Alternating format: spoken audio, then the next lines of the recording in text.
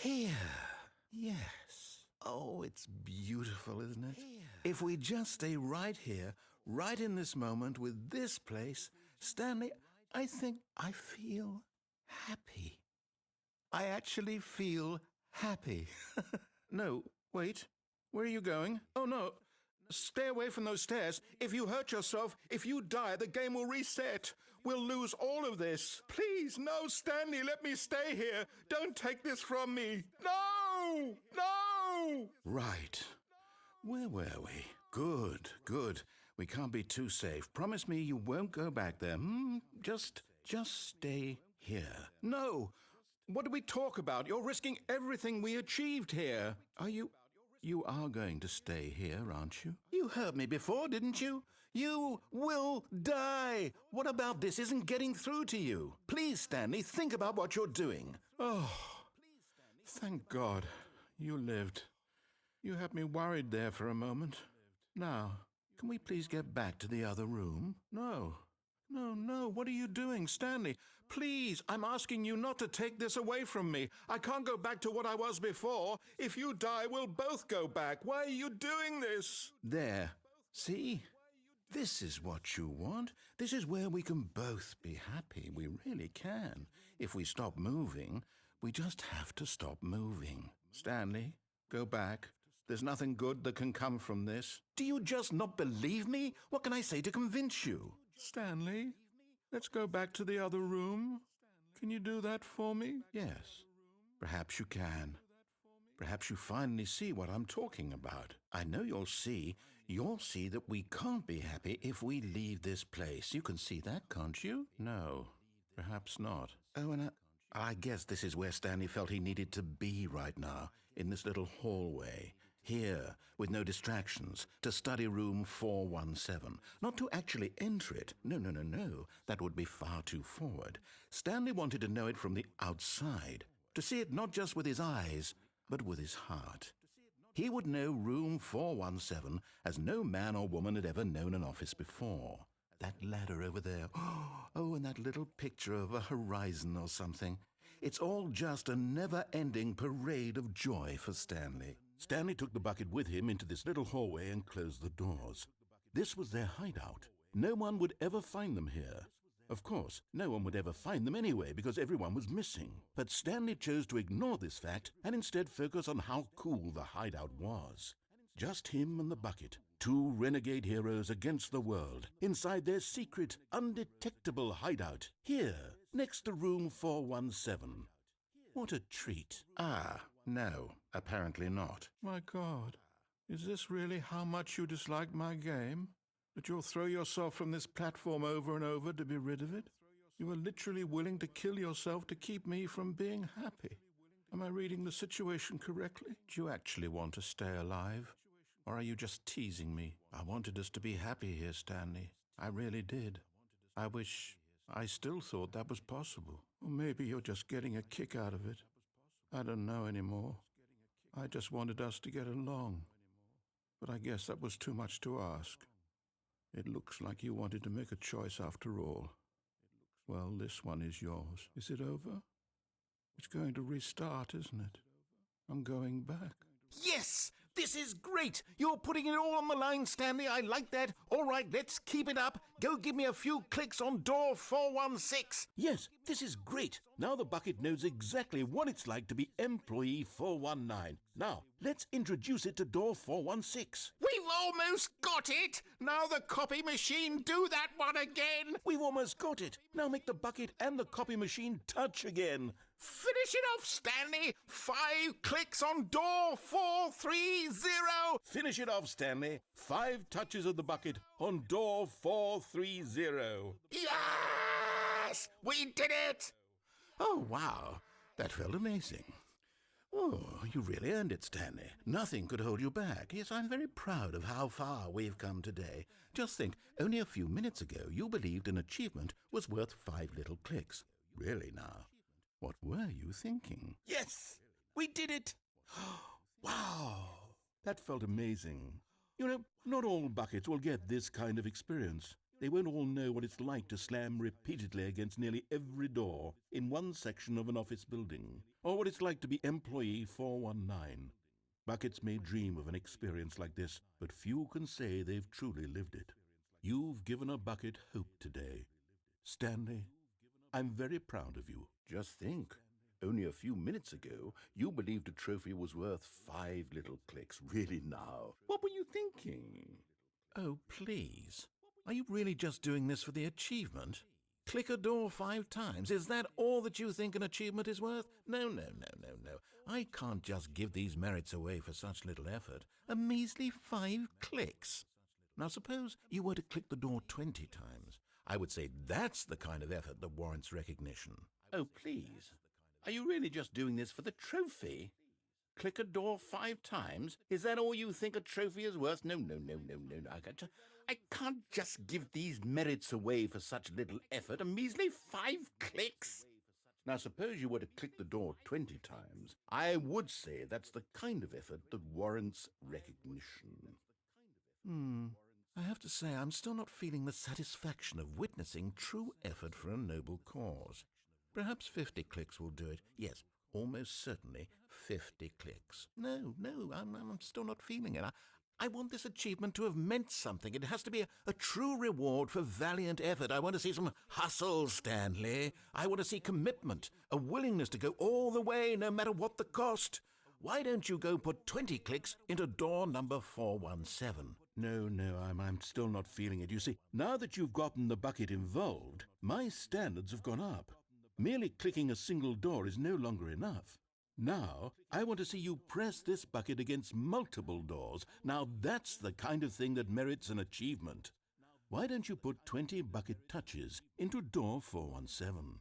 No, I'm still not feeling it. I want this trophy to have meant something. It has to be a true reward for valiant effort. I want to see some hustle, Stanley. I want to see commitment, a willingness to go all the way no matter the cost. Oh, great. Now, go click a few times on door 437. Okay, great. Now, go touch the bucket on door 437 a few times. Excellent.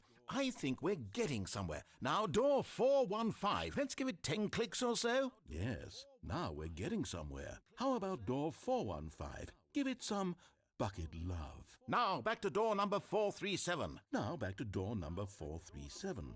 Let's see. How about you click on, well, I don't know, the copy machine? You know, I think the copy machine needs some attention. Why don't you rub the bucket on it a bit? All right, back to room 417. I'm really feeling it now. I think we're getting somewhere. All right, back to room 417. I'm really feeling it now. I think we're getting somewhere.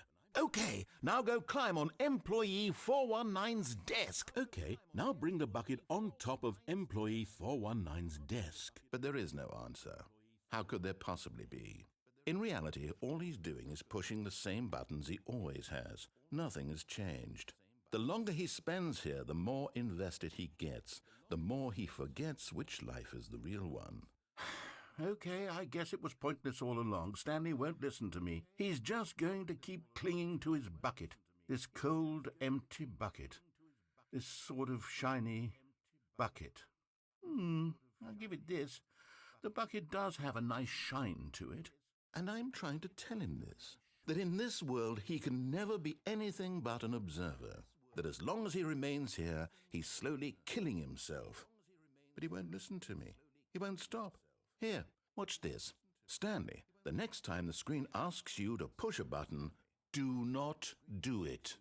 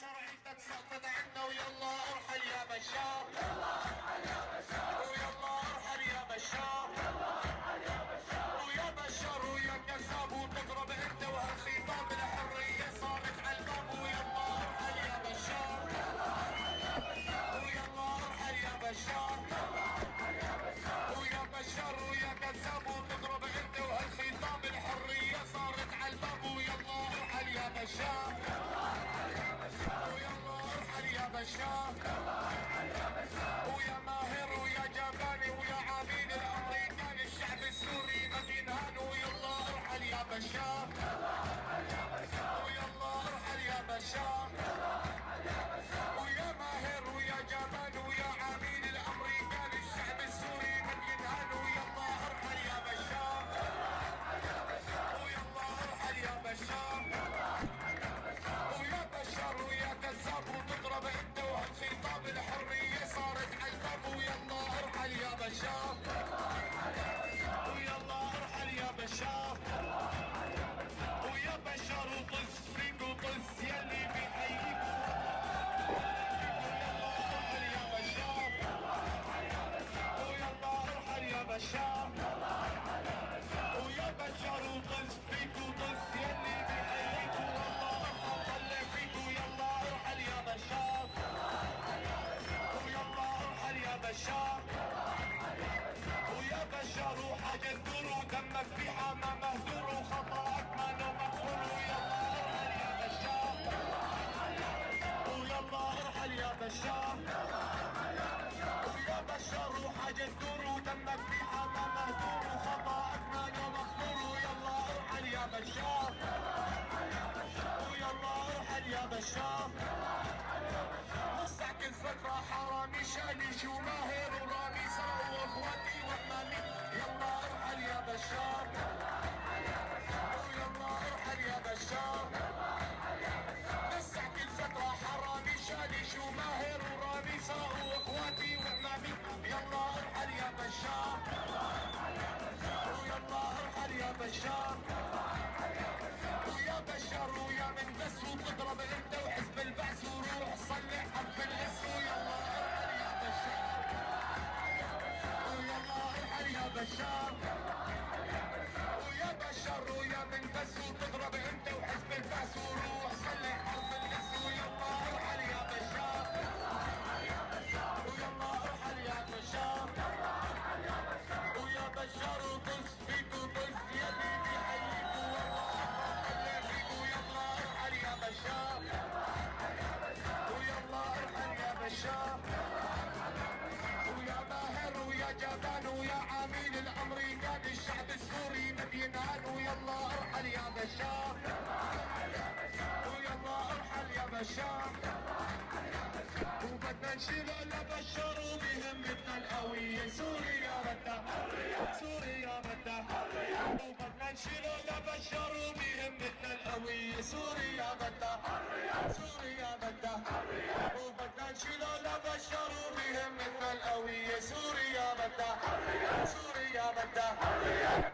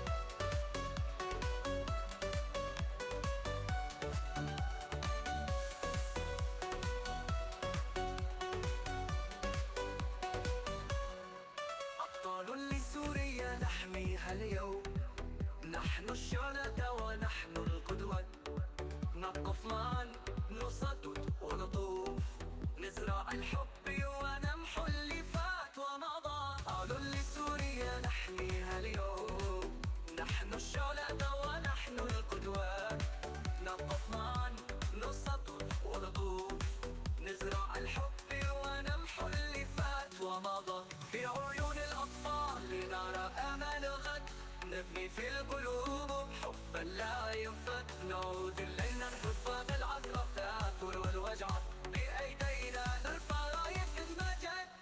يا حرية يا نور الأمل في كل قلب وفي كل عمل، نحلم بيوم نعيش بلا قيود، يا سوريا لك هذا العهد المعهود.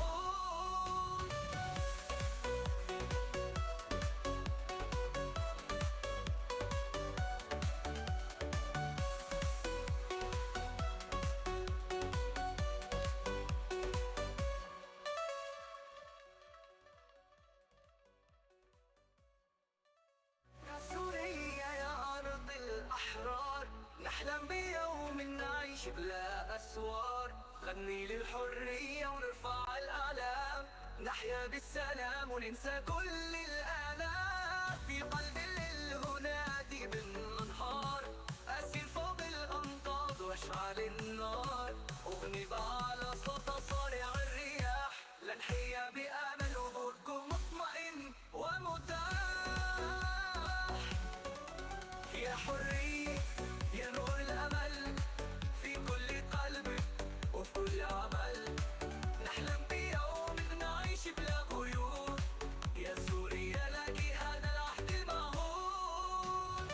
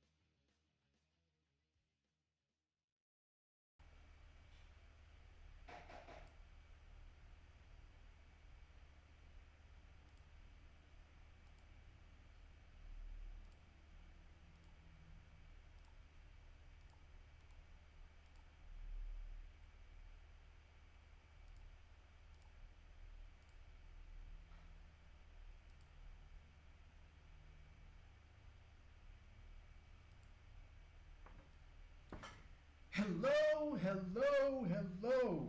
Welcome to the stream, everybody. How's it going? It is your boy, Kaz, the Dragon of Damascus.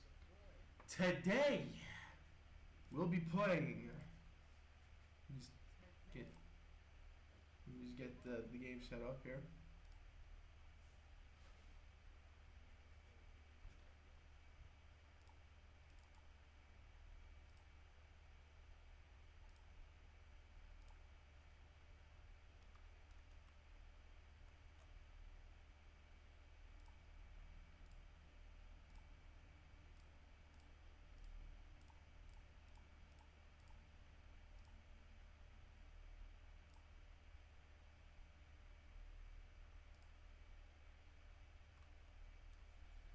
Today we're going to be trying out the Stanley Parable Ultra Deluxe. This has just dropped on the PlayStation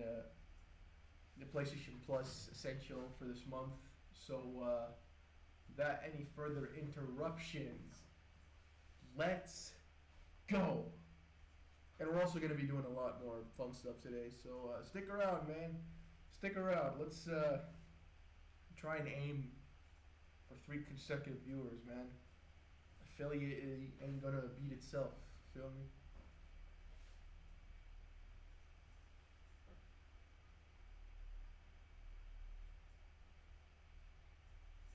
Here we go.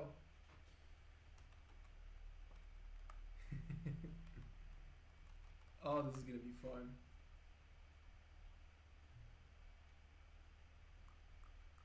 Please choose a screen and subtitle language. Have you played the Stanley Parable before? Admittedly, I have played a cracked version of the game, so I'm gonna say yes.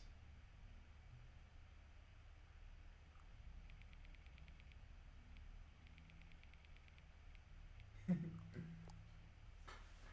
me mute the TV.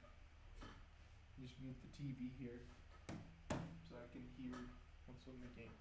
Please enter the current time. It is 7:55.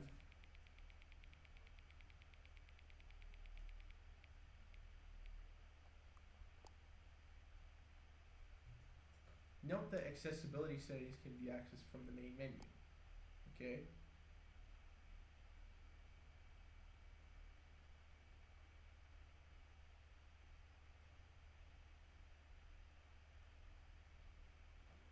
And there we go. And here we go. Stanley Parable Ultra Deluxe, baby.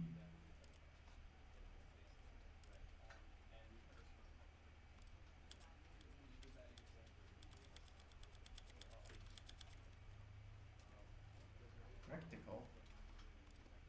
Accessibility, content warnings, auto walk. That's one thing.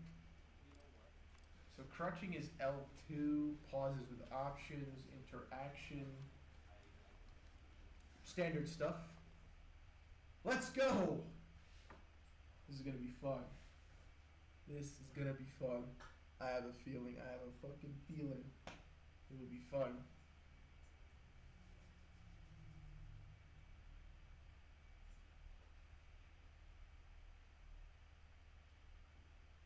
This is the story of a man named Stanley. Yes!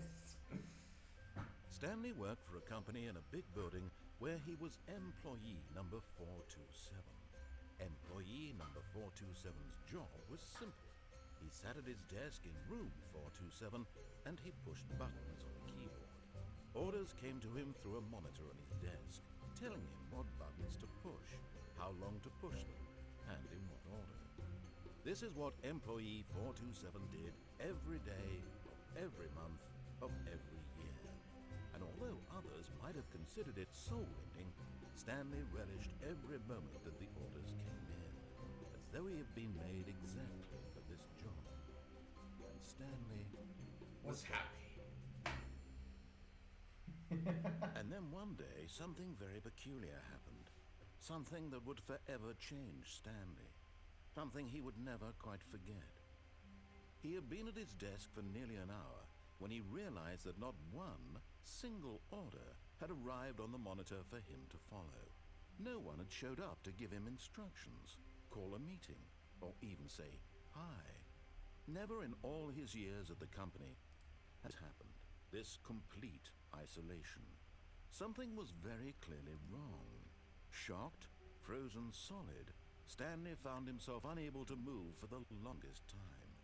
But as he came to his wits and regained his senses, he got up from his desk and stepped out of his office. And here we go, man. Oh, it's been a dream seeing this on console for the first time. When this first announced in 2022, I was ecstatic. Let's try and aim for the main game's endings. I don't even want to see the new content. All of his co-workers were gone. What could it mean? Stanley decided to go to the meeting room. Perhaps he had simply missed a memo. It's been a long... No matter how hard Stanley looked, he couldn't find a trace of his co-workers. I feel like just fucking around a bit. Stanley went around touching every little thing in the office, but it didn't make a single difference. Nor did it advance the Trophy, in man. any way. Haha, get your first trophy, man. Haha. You can't jump. Oh, so this is like, just like, okay. The new content door isn't there yet. Let's just get the main ending. When Stanley came to a set of 2 open doors, he entered the door on his left. Let's get it, bro.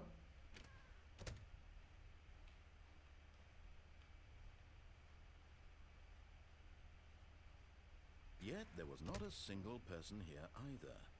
Feeling a wave of disbelief, Stanley decided to go up to his boss's office, hoping he might find an answer there. Oh, I'm gonna get to you in a while.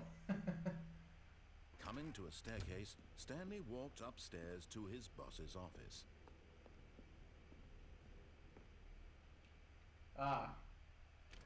This damned room.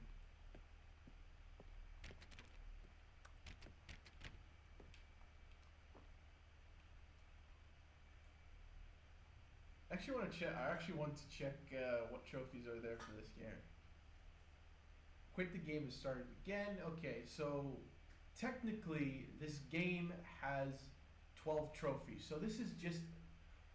Don't play the Stanley Parable for 10 years. What the hell? Who the fuck would want this achievement? What is this? Complete the Stanley Parable under 4 load times. Oh my god. Play the Stanley Parable for the entire duration of a Tuesday.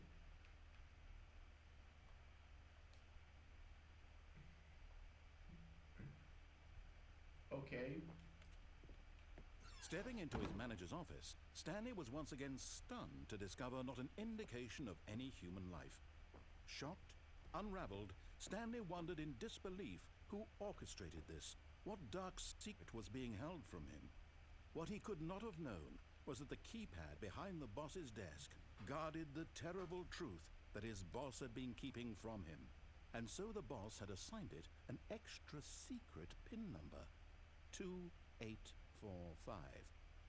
But of course, Stanley couldn't possibly have known this. Okay. 2845. Hey. Hey.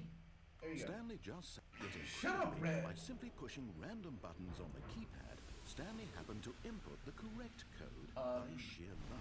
It's never happened in the original. He stepped into the newly opened passageway.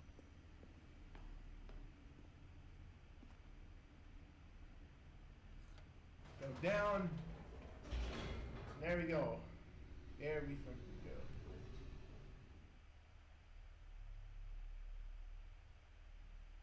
I hope the gameplay's going well for you guys, but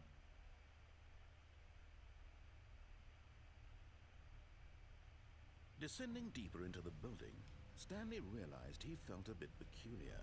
It was a stirring of emotion in his chest, as though he felt more free to think for himself, to question the nature of his job.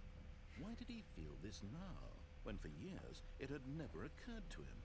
This question would not go unanswered for long.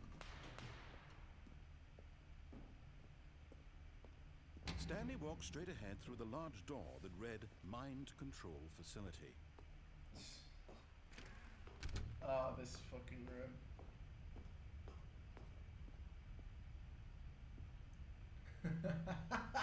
I know what that means. I just played your game, and I've got to say, the Raphael trailer, man. Memories. The lights rose on an enormous... Wait, hold on. Yeah. Clearly, the shared play is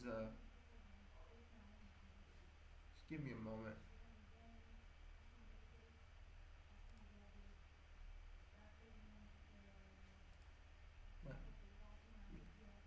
Let me go ahead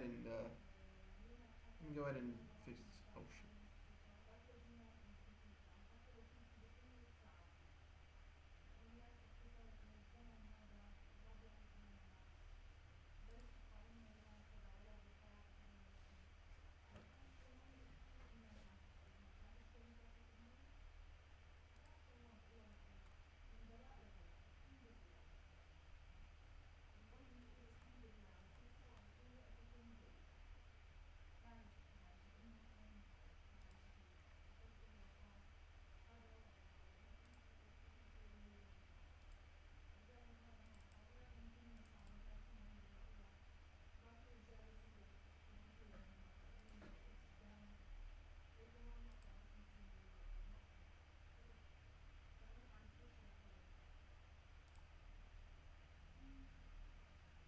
Give me a minute to get the game back up. This is pretty annoying.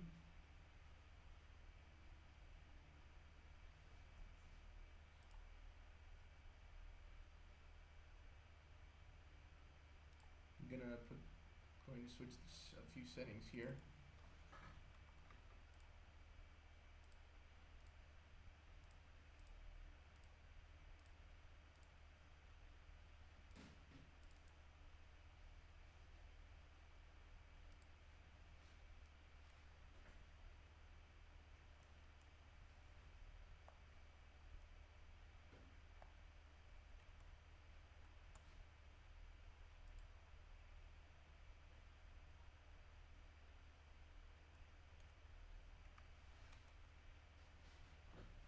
All right. Room packed with television screens. What horrible secret did this place hold? Stanley thought to himself. Did he have the strength to find out? You sure did. Because here comes this one. Now the monitors jumped to life, their true nature revealed. Each bore the number of an employee in the building. Stanley's co-workers. That's my The office lives right there. of so many individuals reduced to images on the screen. And Stanley, one of them, eternally monitored in this place where freedom meant nothing. Shit, man. This mind control facility, it was too horrible to believe. It couldn't be true. Had Stanley really been under someone's control all this time? Was this the only reason he was happy with his boring job? That his emotions had been manipulated to accept it blindly? No.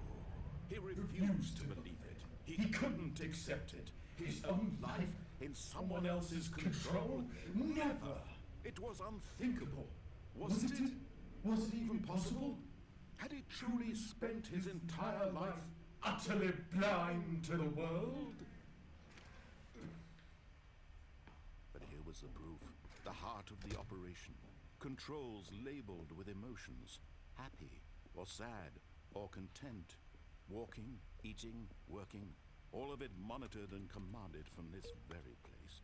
And as the cold reality of his past began to sink in, Stanley decided that this machinery would never again exert its terrible power over another human life. For he would dismantle the controls once and for all.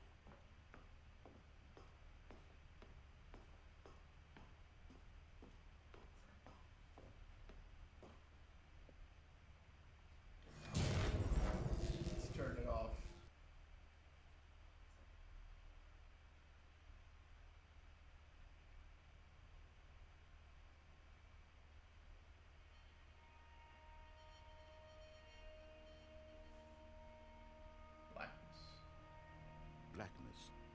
and a rising chill of uncertainty. Was it over? Yes! He had won! He had defeated the machine, unshackled himself from someone else's command. Freedom was mere moments away. And yet, even as the immense door slowly opened, Stanley reflected on how many puzzles still lay unsolved. Where were workers gone? How had he been freed from the machine's grasp? What other mysteries did this... But as sunlight streamed into the chamber, he realized none of this mattered to him, for it was not knowledge or even power that he had been seeking, but happiness. Perhaps his goal had not been to understand, but to let go. No longer would anyone tell him where to go, what to do, or how to feel. Whatever life he lives, it will be his. And that was all he needed to know. It was perhaps the only thing worth knowing. Stanley stepped through the open door. Let's go, man.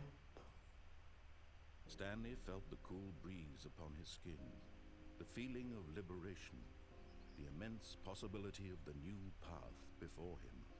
This was exactly the way, right now, that things were meant to happen.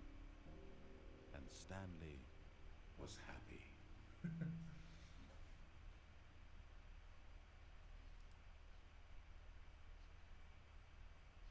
Oh, and that's it. Yeah, you just get an achievement just for beating the game. Okay, time to check out the rest of the game.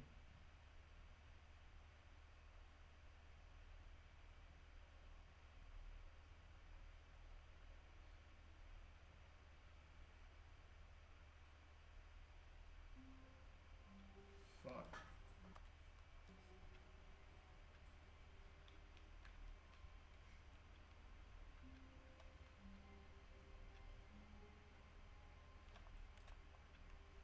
Okay.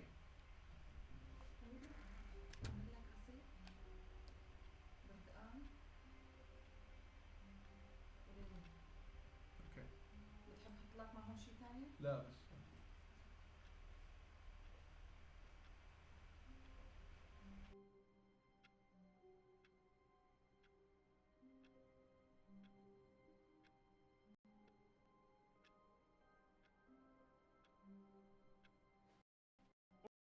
All of it were gone. What could it mean? Stanley decided to go to the meeting room. Perhaps he had simply missed a memo.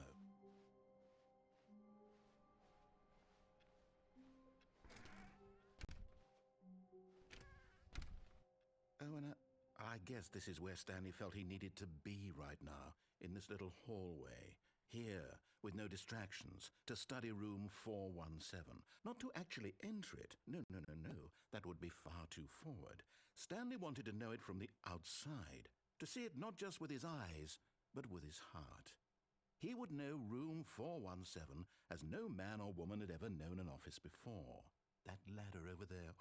Oh, and that little picture of a horizon or something. It's all just a never-ending parade of joy for Stanley. Ah, no, apparently not.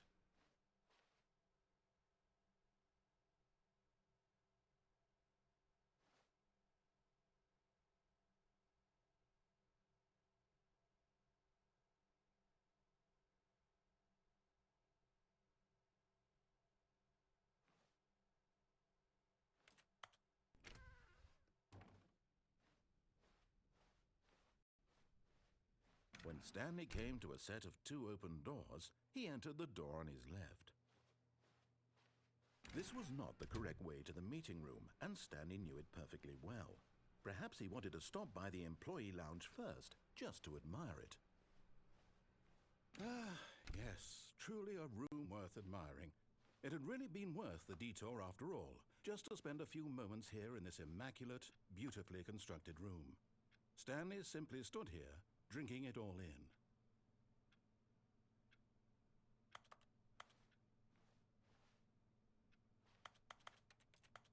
Yes, really, really worth it being here in the room. A room so utterly captivating that even though all your co-workers have mysteriously vanished, here you sit looking at these chairs and some paintings. Really worth it.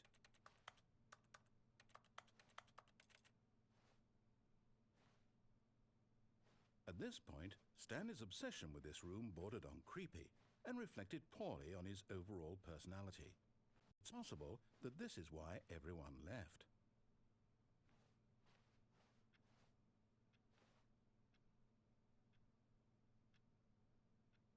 Stanley sat around waiting for more dialogue, but when a long time had passed and there was no more, he decided that the game was trying to send him a message.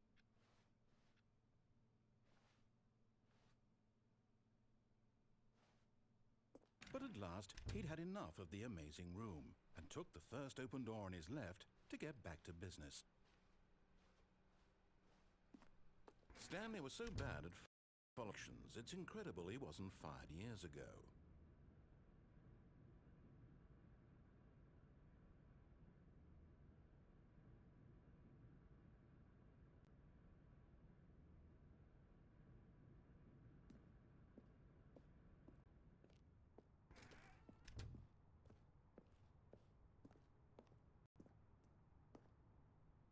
But in his eagerness to prove that he is in control of the story and no one gets to tell him what to do, Stanley leapt from the platform and plunged to his death. Good job, Stanley. Everyone thinks you are very powerful.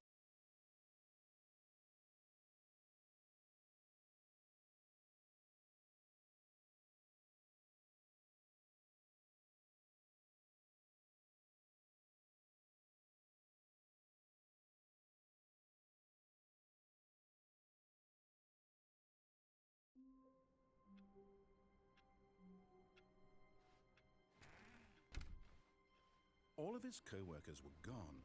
What could it mean? Stanley decided to go to the meeting room. Perhaps he had simply missed a memo.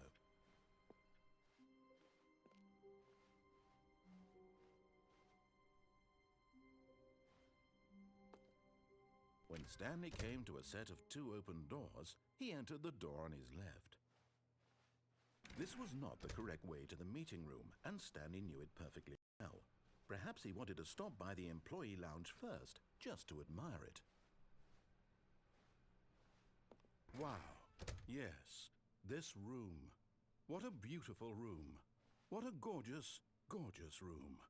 Thank goodness Stanley had taken this detour on his way to the meeting room. Life without having experienced this room was now too horrible even to consider.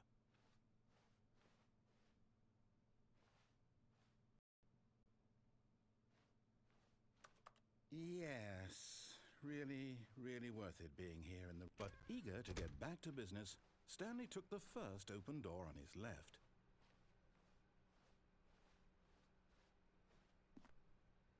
Stanley was so bad at following directions, it's incredible he wasn't fired years ago.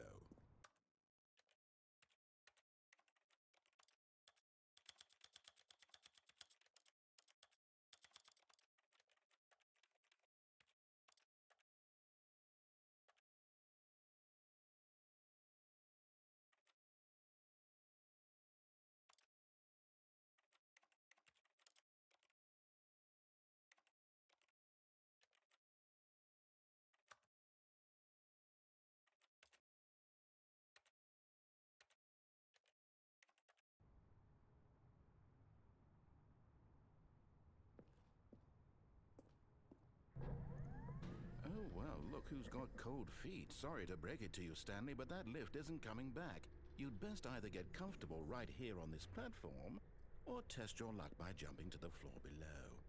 You know what? Looking at it now, it's not that far to the bottom floor. I bet you can make it.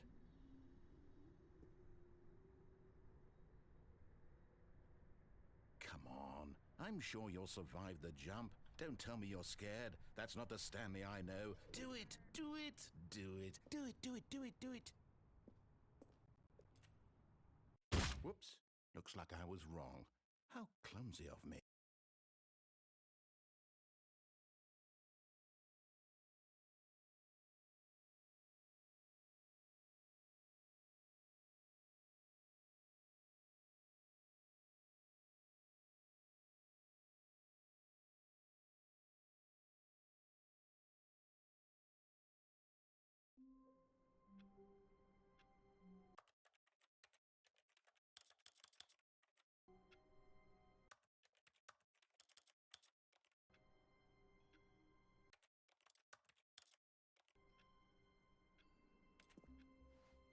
All of his co-workers were gone.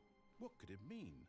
Stanley decided to go to the meeting room. Perhaps he had simply missed a memo.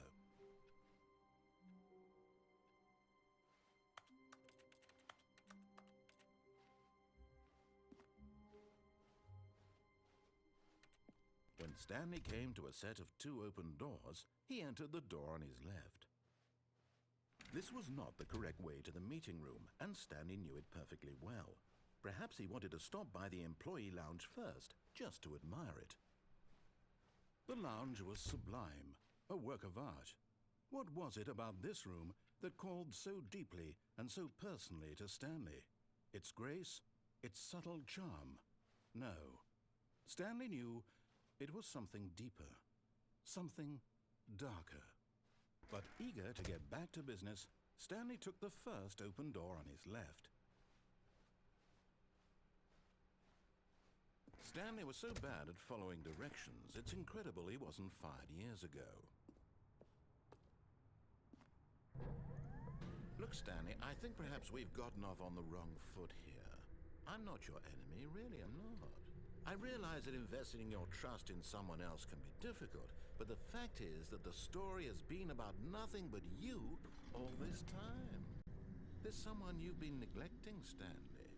Someone you've forgotten about. Please, stop trying to make every decision by yourself. Now, I'm not asking for me, I'm asking for her. This is it, Stanley. Your chance to redeem yourself, to put your work aside, to let her back into your life. She's been waiting. That's her, Stan. You need to be the one to do this, to reach out to her. If you can truly place your faith in another, then pick up the phone.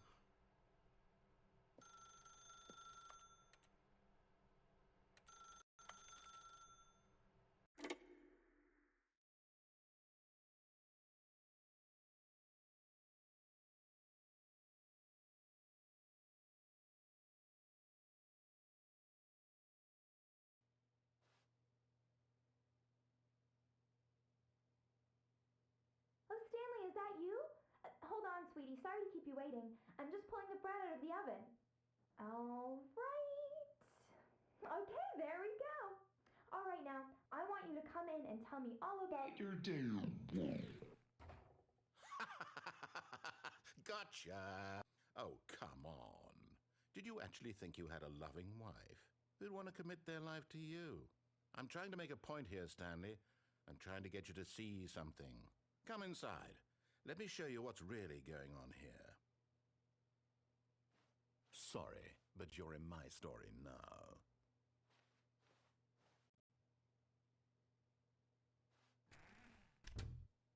This is a very sad story about the death of a man named Stanley.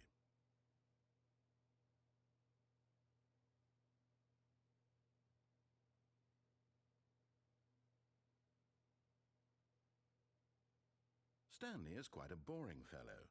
He has a job that demands nothing of him, and every button that he pushes is a reminder of the inconsequential nature of his existence.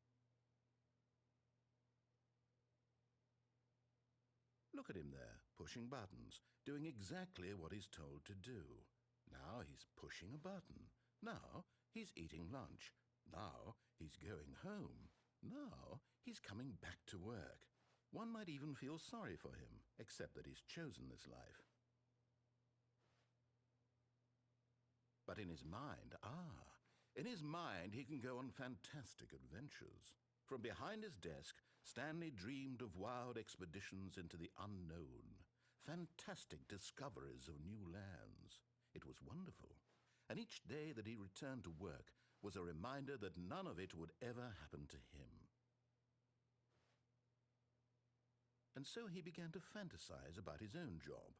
First, he imagined that one day while at work, he stepped up from his desk to realize that all of his co-workers, his boss, everyone in the building had suddenly vanished off the face of the earth. The thought excited him terribly. So he went further. He imagined that he came to 2 open doors and that he could go through either. At last, choice. It barely even mattered what lay behind each door. The mere thought that his decisions would mean something was almost too wonderful to behold. As he wandered through this fantasy world, he began to fill it with many possible paths and destinations. Down one path lay an enormous round room with monitors and mind controls. And down another was a yellow line that weaved in many directions. And down another was a game with a baby. And he called it the Stanley Parable. It was such a wonderful fantasy, and so in his head he relived it again, and then again, and again, over and over, wishing beyond hope that it would never end, that he might always feel this free. Surely there's an answer down some new path, mustn't there be? Perhaps if he played just one more time. But there is no answer. How could there possibly be? In reality, all he's doing is pushing the same buttons he always has. Nothing has changed. The longer he spends here, the more invested he gets, the more he forgets which life is the real one. And I'm trying to tell him this, that in this world he can never be anything but an observer, that as long as he remains here, he's slowly killing himself. But he won't listen to me. He won't stop. Here, watch this. Stanley, the next time the screen asks you to push a button, do not do it.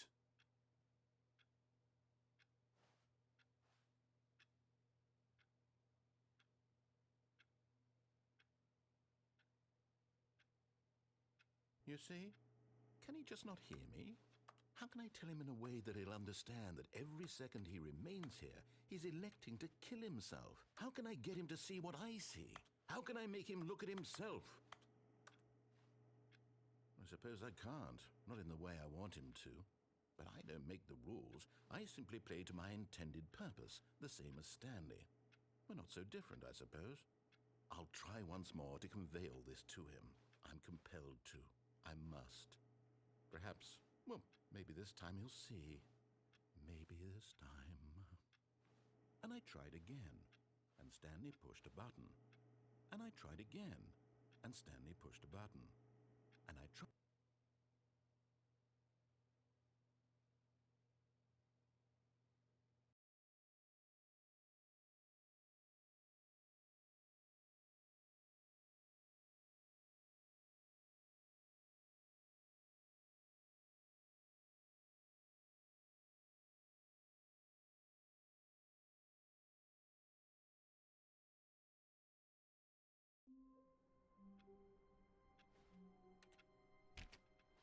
All of his co-workers were gone. What could it mean? Stanley decided to go to the meeting room. Perhaps he had simply missed a memo.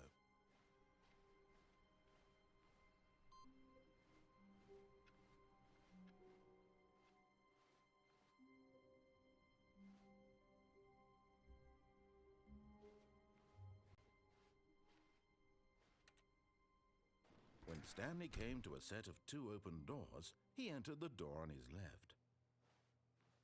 This was not the correct way to the meeting room, and Stanley knew it perfectly well. Perhaps he wanted to stop by the employee lounge just to...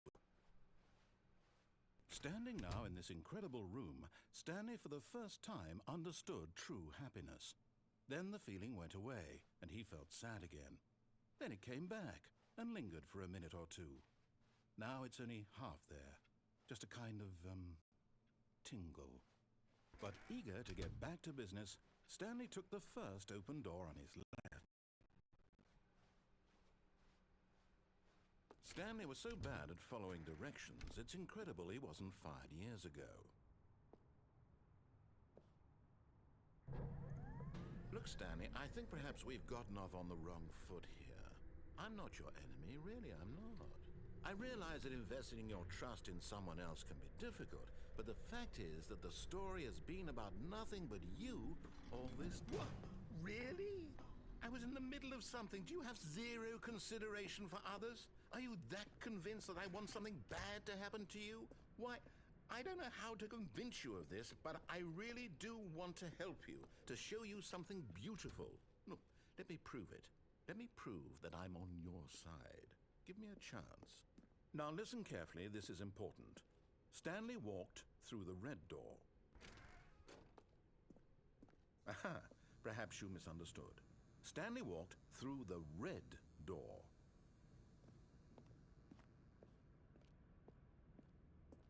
I still don't think we're communicating properly.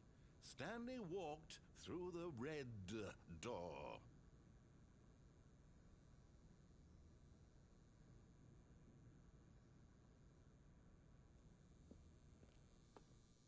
Oh, thank God you are willing to listen to me. Do you see that I really have wanted you to be happy all this time? The problem is all these choices. The two of us always trying to get somewhere that isn't here. Running and running and running, just the way you're doing right now. Don't you see that it's killing us, Stanley? I wanted to stop. We would both be so much happier if we just stopped. And I think I have a solution. Here, let me show you.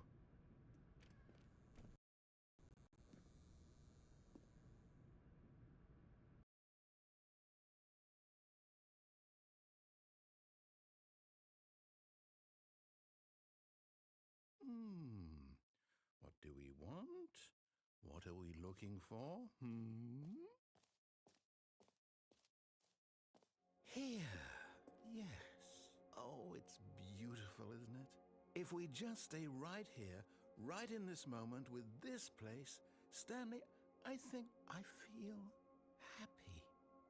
I actually feel happy.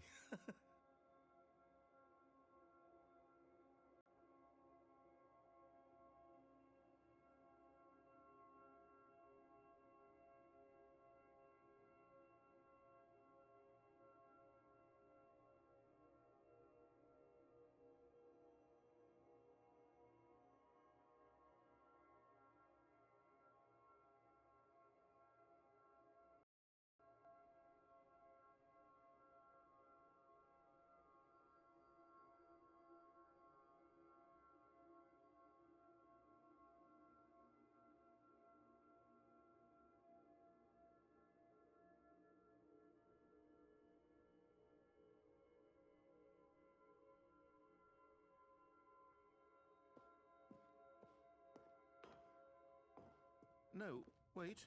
Where are you going?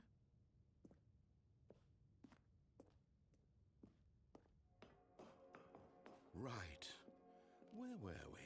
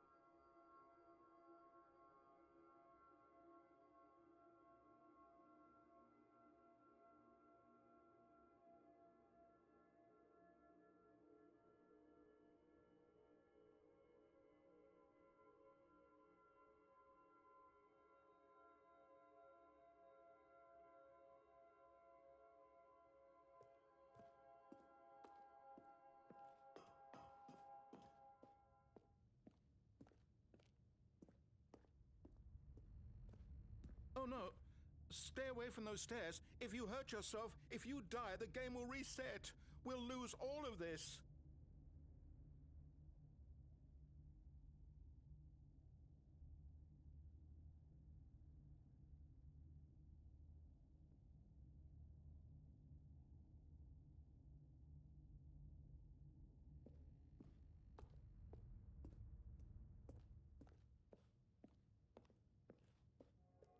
Good, good. We can't be too safe. Promise me you won't go back there. Just stay here.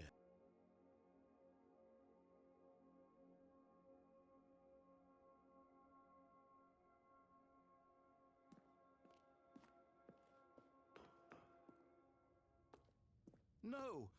What do we talk about? You're risking everything we achieved here. Are you... You are going to stay here, aren't you?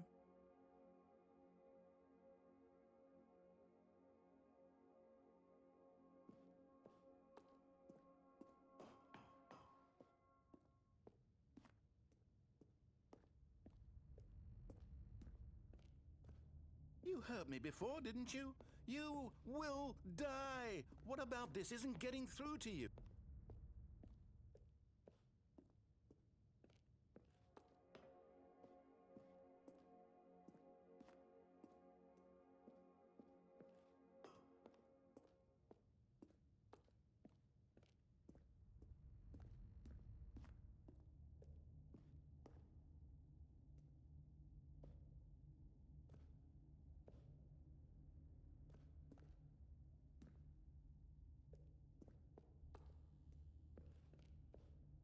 Please, no, Stanley, let me stay here. Don't take this from me.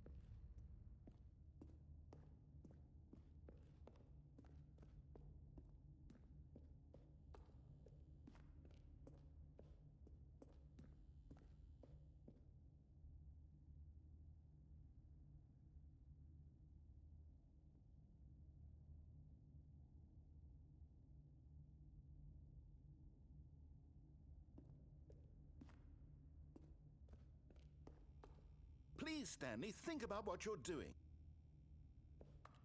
No! Oh, thank God. You lived. You had me worried there for a moment. Now, can we please get back to the other room?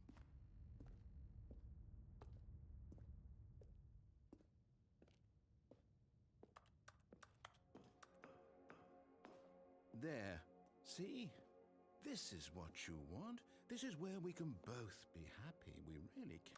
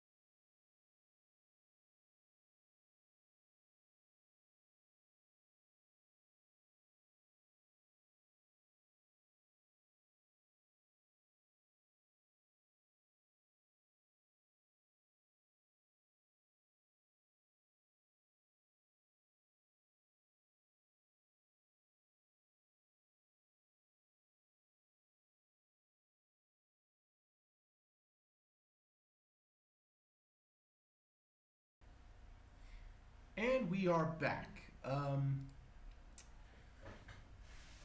Yeah, my laptop has shitty memory, so I apologize, guys. But I've lowered down the quality so you guys can see. Okay, you guys can see everything. And if we stop moving, we just have to stop moving. How about no? This is boring. Stanley, go back. There's nothing good that can come from this. Give me one good reason, bud. For fuck's sake. Give me one good fucking reason, dude.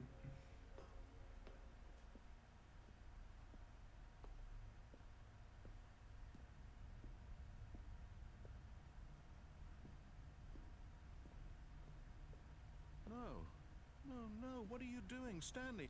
Please, do you just not believe me? What can I say to convince you?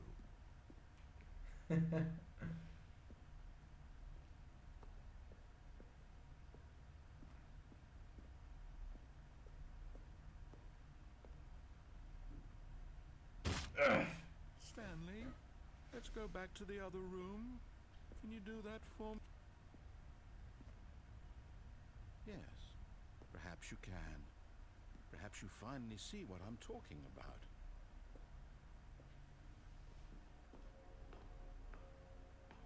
I know you'll see that we can't be happy if we leave this place. You can see that, can't you?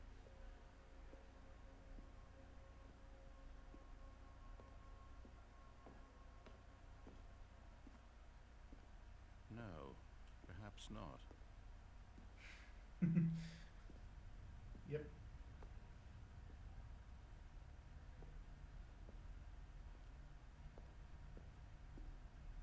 My God, is this really how much you dislike my game? That you'll throw yourself from this platform over and over to be rid of it? You are literally willing to kill yourself to keep me from being happy. Am I reading the situation correctly?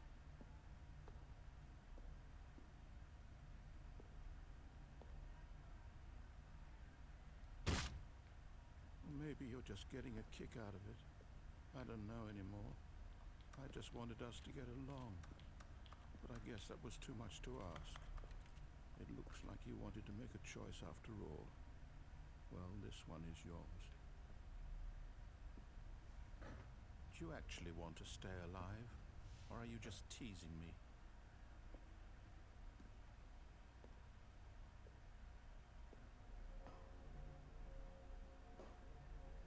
I wanted us to be happy here, Stanley.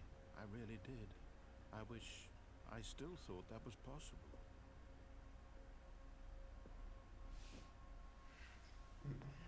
Nope.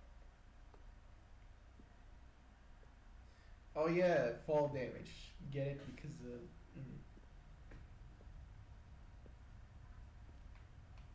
Ah. I'm leaping.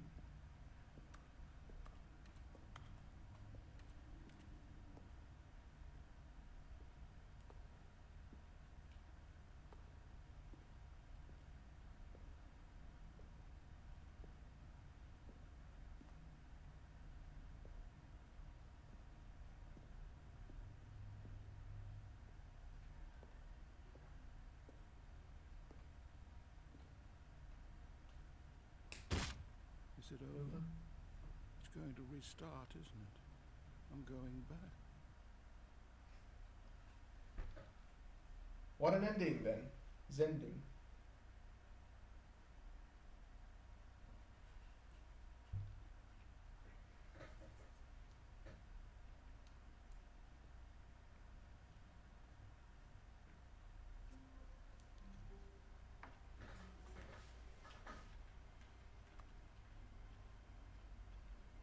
All of his co-workers were gone.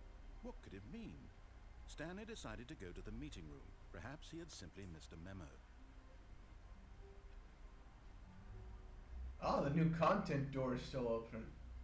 Well, better get down to the other endings before When this Stanley one. came to a set of 2 open doors, he entered the door on his left. This was not the correct way to the meeting room, and Stanley knew it perfectly well. Perhaps he wanted to stop by the employee lounge first, just to admire it. Come on. Stanley felt lightheaded, butterflies in his stomach, giddy in a way he had never known before. Was it this room? A connection between the two?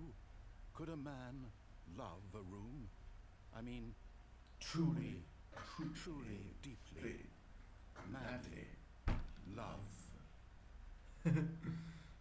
But Eager to get back to business, Stanley took the first open door on his left. Okay. Stanley was so bad at following directions, it's incredible he wasn't fired years ago.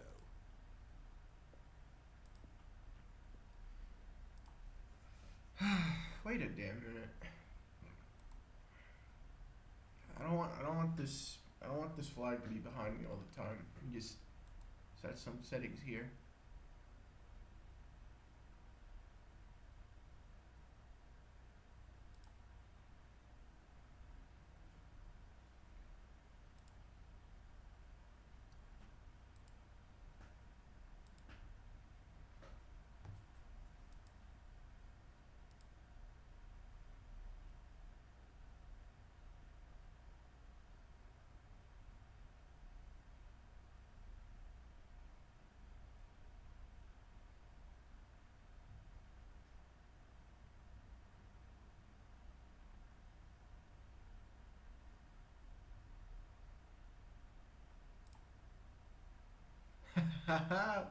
You see that shit, bro? Yeah. That's what I'm talking about, man. That's more like it. Alright. Look, Stanley, I think perhaps we've gotten off on the wrong foot here. I'm not your enemy, really, I'm not. I realize that investing your trust in someone else can be difficult, but the fact is that the story has been about nothing but you all this time. Yeah. What? Really? I was in the middle of something. Do you have zero consideration for others? Are you that convinced that I want something bad to happen to you? Why, I don't know how to convince you of this, but I really do want to help you, to show you something beautiful. Look, let me prove it. Let me prove that I'm on your side. Give me a chance. Now listen carefully, this is important. Stanley walked through the red door. Aha, perhaps you misunderstood. Stanley walked through the red door. No. Fuck the red door, bro. I still don't think we're communicating properly. Stanley walked through the red door. Ah, blue door. Fuck All you. right, fine, go ahead, Stanley. Yep. You want to know so badly what's out there? You want to find out what lies at the end of this road you've chosen? Well, don't let me stop you. You see? There's nothing here. I haven't even finished building this section of the map because you were never supposed to be here in the first place. Broken rooms, exposed developer textures. Is this what you had wanted? Was it worth ruining the entire story I had written out specifically for you? Do you not think I put a lot of time into that? Because I did. And in the end, it was all for nothing. Because this is what you wanted to see. Help me here, Stanley. Help elucidate these strange and unknowable desires of yours. What would have made this game better? What did you want to see? Vehicles? Skill trees? Work with me. You've given me absolutely nothing so far. Tell you what. Let me take a stab in the dark at a new design and you can give me some feedback. There we go. Huh? A third option. This already feels leaps ahead of where we were before. Go ahead, Stanley. Take it for a spin. Okay, I'm going to stop you there. Now, tell me about your experience with this new version. Would you say that the game benefited from allowing you more choices? Feel free to be honest. I'm looking for some real critical feedback here. Genius. Aha! You see, I knew I was onto something. Where do these flashes of inspiration come from? How did I know the game needed a third door? Well, it's instinct mostly, a calling in your gut. I really couldn't say where the idea came from, except that I felt it in my soul. You can't teach that, Stanley. Don't even try. Here, based on the data from your previous playthrough, I've compiled a new version. And to be perfectly candid, I think I've knocked it out of the park with this one. Let's take a look.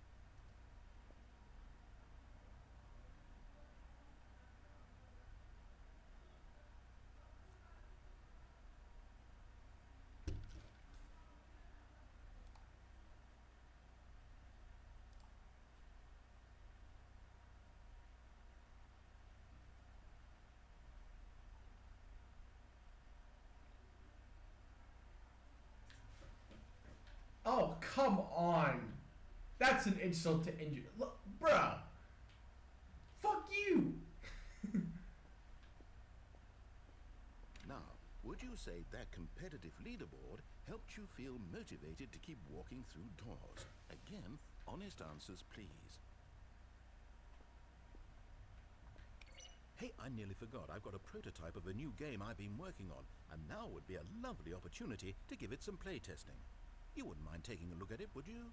Perfect. Let me boot it up. Yeah. Wait, let me just go ahead and... In this game, the baby crawls left towards danger.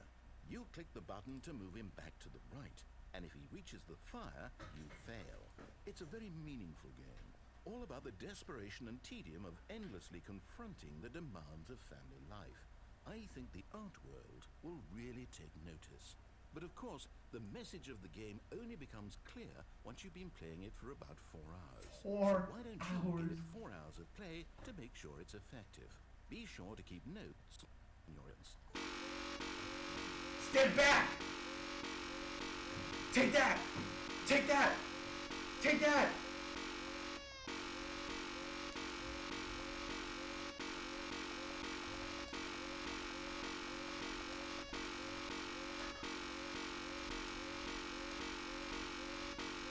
Button mashing.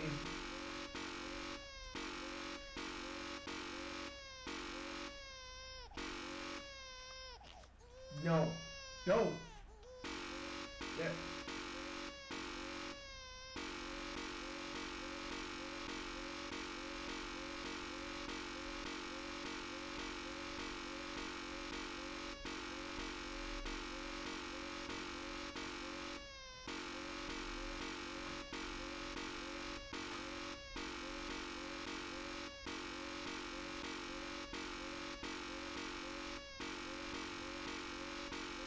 Ah, I can't do it. I'm sorry, baby. I'm sorry.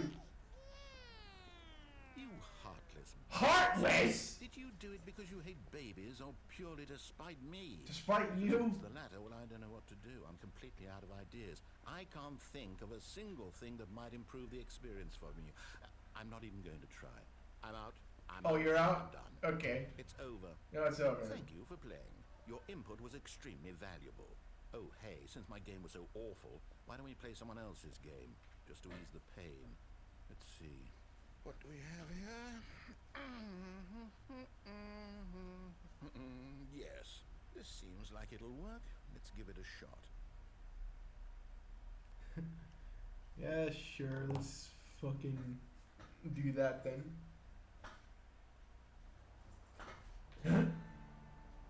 Aha! Fascinating.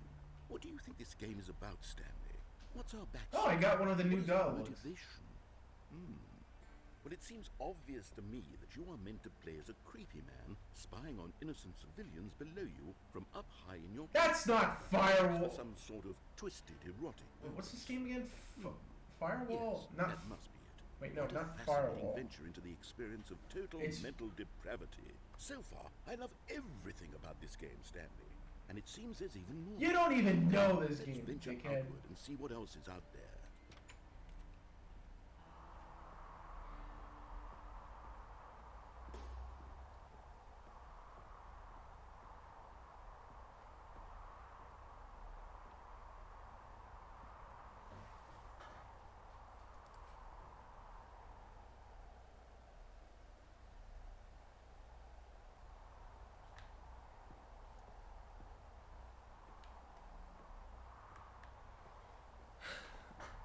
I actually don't know the name of this. The game this is parodying. Fire.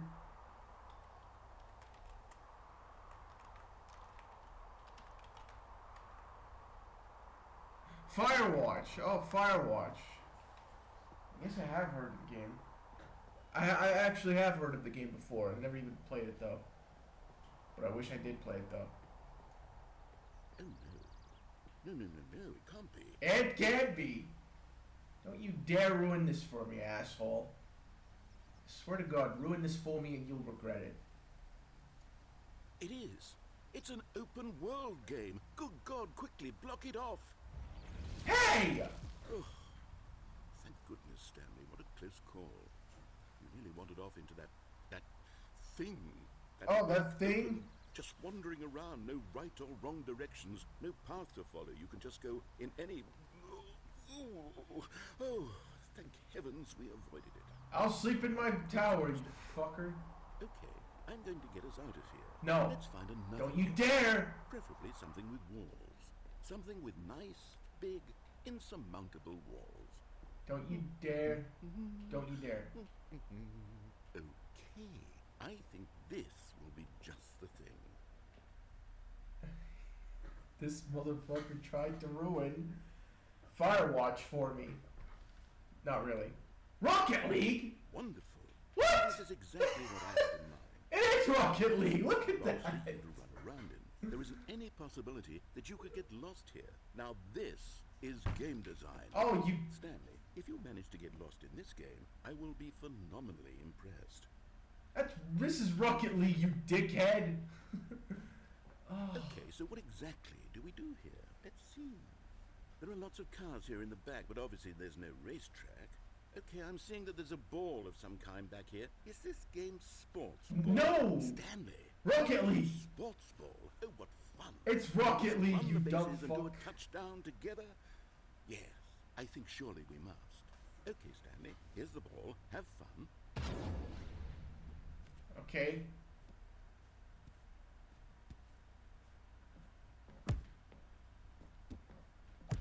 Think I'm gonna...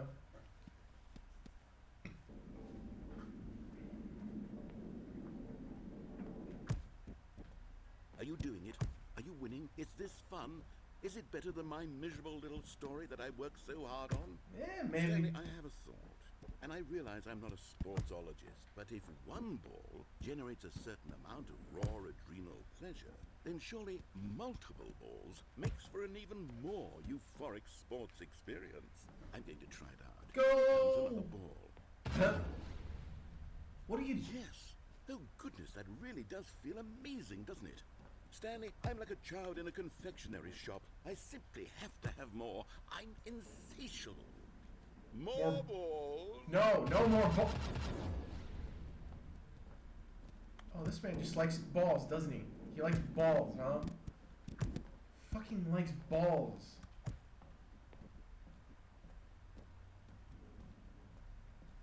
Are you enjoying this, Stanley? Are you having fun? Is this a real... Yes, Rocket League is a real I game. sure hope you're having a good time, because guess what? It's over. What? That's right. Hey! Little fun comes to an end. This is my game, and what I say goes. You get to have fun when I let you, Stanley. Besides, you need someone like me to set boundaries for you. Without rules or boundaries, video games are nothing. Yes, that's what I am. I am structure. I'm your sense of purpose. And since you decided you didn't want to play my game, now I don't want to play with you either. So, goodbye, Stanley. I'm leaving. See how you like it when I'm not around to set the rules. Somehow, I don't think you'll enjoy it as much, but who knows? You're an inventive kid. You'll come up with something. After all, you're the one who knows best. Take care, Stanley. Well, fuck you too, narrator. Asshole. Fuckface.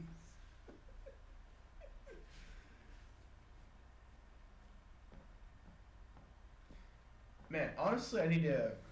Speaking of Rocket, now that he mentioned, now that I see Rocket League on here, I honestly want to get back into the game. Play me a couple matches or something. Oh, back on Rocket League. That'll be the tits if I go back. Hold on. What are you doing? Oh, you're still here, dickhead? Oh, you're still here. Still fucking here. Huh? Oh, I recognize that place. Stanley, don't do that. I can't follow you there. I can't help you. How will you write a story without me? You can't do it. You know that. Stanley, come back.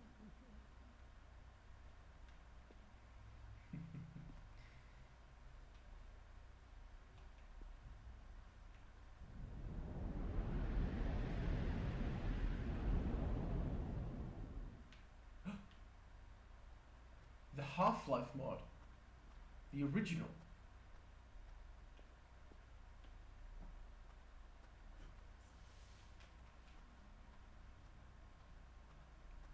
light here. Imagine Half-Life on next gen. That'd be so bizarre. That would actually be so bizarre, bro. Buttons. Maybe one of these buttons will. Oh shit. Nothing. Fade to black. Cut to black.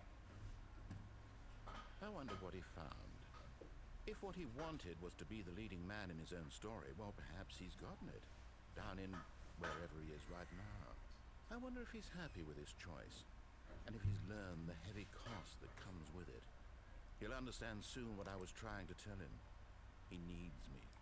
Someone who will wrap everything up at the end, to make sense out of the chaos and the fear and the confusion. That's who I am. That is what I mean to this world. Oh, yes. Yes, I'll be back. There's no other way. Once this ends, after it all comes to a close, then I'll be back.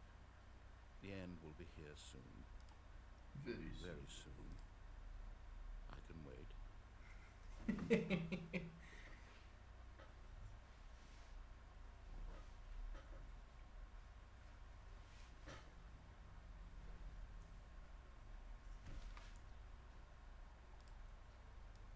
Let me just go ahead and move this camera for here. There you go.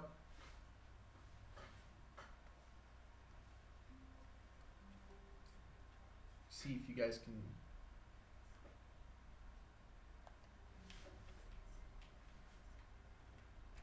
Just close the door on myself. Stanley simply couldn't handle the pressure. What if he had to make a decision? What if a crucial outcome fell under his responsibility? He had never been trained for that. No.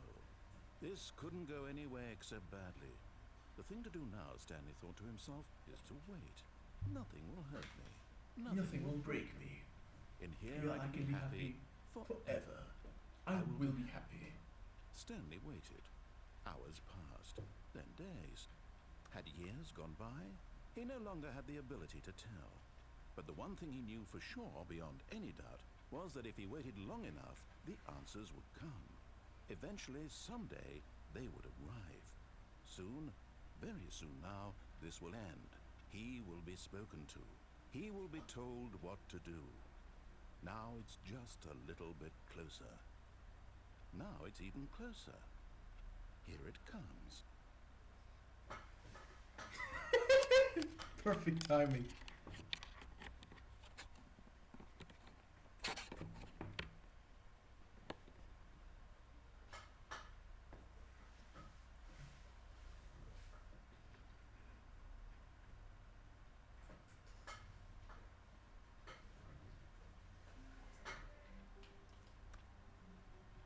Already this was uncomfortable, and Stanley decided that as soon as he found a new space he felt safe in, that he would never leave it again in his life.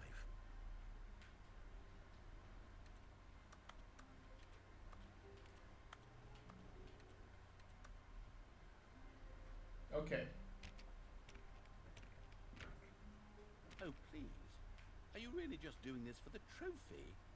Click a door 5 times? Is that all you think a trophy is worth? No. I can't just give these merits away for such little effort. A measly 5 clicks? Oh, you can't? Suppose you were to click the door 20 times. I would say that's the kind of effort that warrants recognition. You got it. Open the door. I have to say, I'm still not... Oh, feeling the fuck sense of you. Witnessing true effort for a noble cause. Oh, shut up. Perhaps 50 clicks will do it. Yes, almost certainly 50. Oh, you're on, narrator. Yeah, open the door. Open the door. Open the door. No, I'm still not feeling it. I want this trophy to have meant something. It has to be a true reward. Oh, you're funny. Effort. Oh, you're I funny, want to man. see some hustle, Stanley. I want to see commitment, a willingness to go all the way no matter the cost. Why don't you go put 20 clicks into door number 417? Way ahead of you.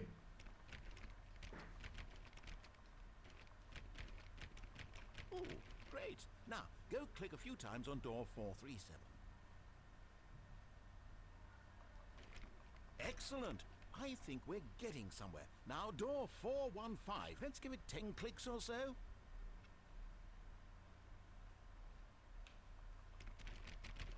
Now, back to door number 437.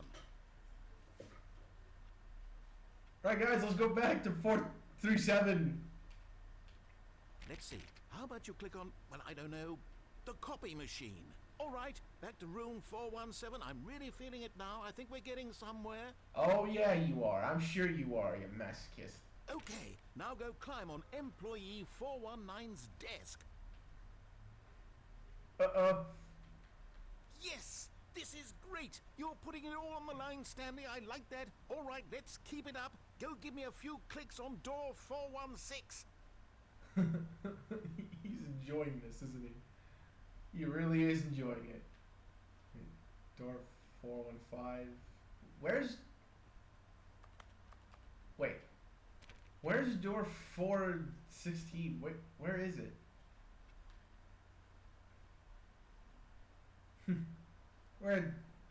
Where's the door?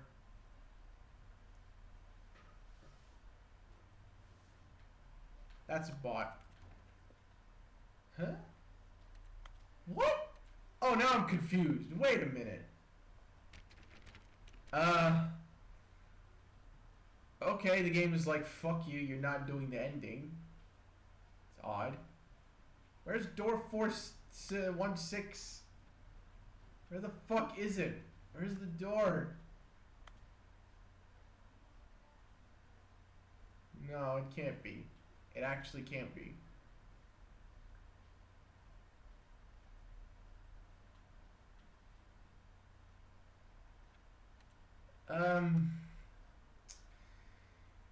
Yeah, well, yeah.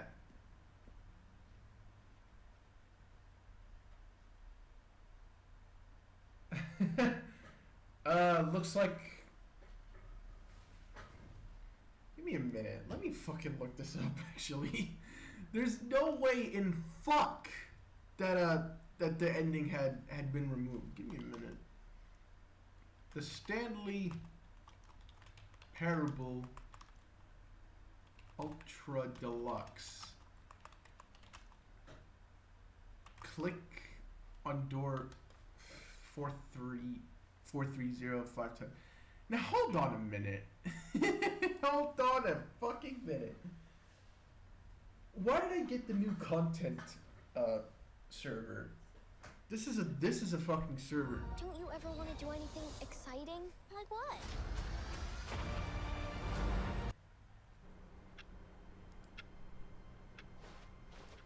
All of his trophy and effort. The way the cop getting some time on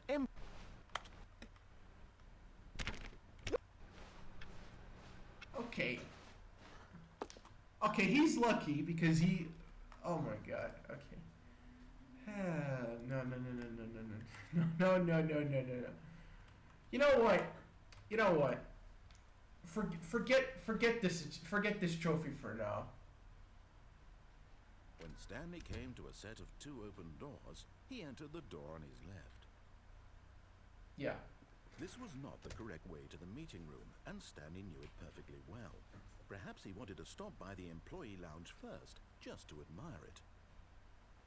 The lounge was grand, majestic, perhaps too majestic, like a combination of a much smaller version and a much larger version of this exact room. It all made Stanley uncomfortable, and he started to bleed. I love keeping This brightening. made him smile. At last, proof that he was human. If you need a fucking narrator for Back to business, for anything, Stanley took the if you need a first voiceover for anything, Kevin Brightening is your guy. I'm not gonna lie, this guy is a fucking inspiration. Stanley was so bad at The following fucking directions, inspiration. It's incredible he wasn't fired years ago. Shut up, narrator! For God's sake. All right, guys, hold on. I'm gonna be right back.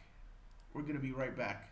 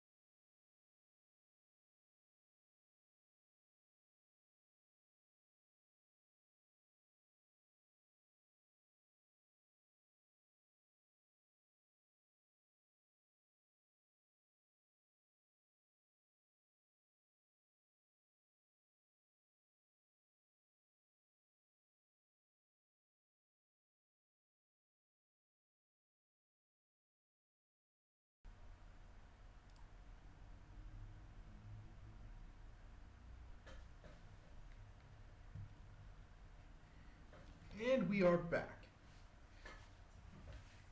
Let's get back to it.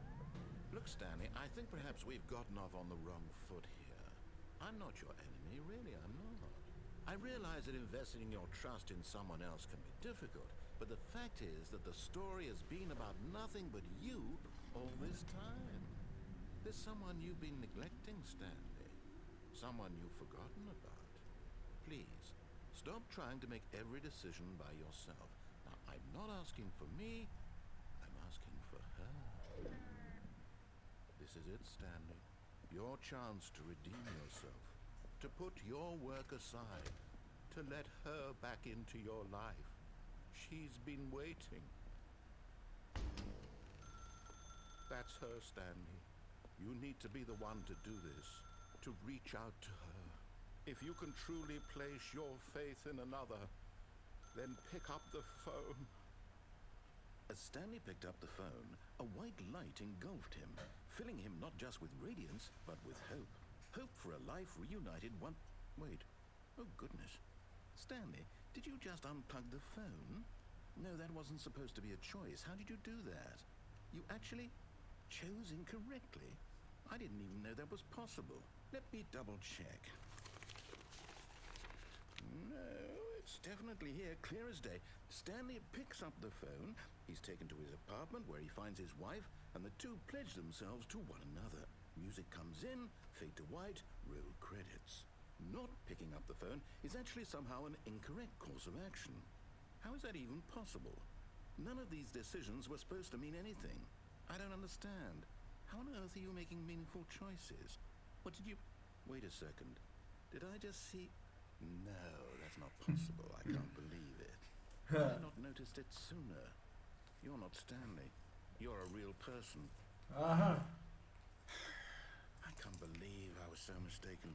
This is why you've been able to make correct and incorrect choice. And to think I've been letting you run around in this game for so long. If you'd made any more wrong choices, you might have negated it entirely. It's as though you completely ignored even the most basic safety protocol for real-world decision-making. Or did you not grasp the severity of the situation? Well, I won't have that kind of risk on my watch. I'm going to stop the game for a moment so we can educate you properly on safe decision-making in the real world. Please observe this helpful instructional video. Choice. It's the best part of being a real person. But if used incorrectly, can also be the most dangerous. For example, in this scenario, a hypothetical real person named Rupert has a choice. Rupert. He could invent a machine that eliminates food shortages across the world to make life better for all people. Or he could spend years of hard work forgetting how to read. Which choice would you make? Remember that unlike here, the real world makes sense, and at no time should you make a choice that does not conform to rational logic. If you find yourself speaking with a person who does not make sense, in all likelihood, that person is not real. Allow the person to finish their thought, then provide an excuse why you cannot continue talking. Turn to a partner and practice saying, "My goodness, is it 4:30? I'm supposed to be having a back, sack, and crack." I don't have anyone else, but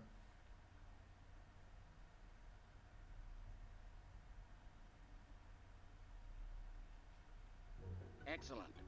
Making choices on a regular basis is the best part to a healthy decision-making process. Most medical professionals recommend making at least 8 choices per day. Do you make more than 8? Less?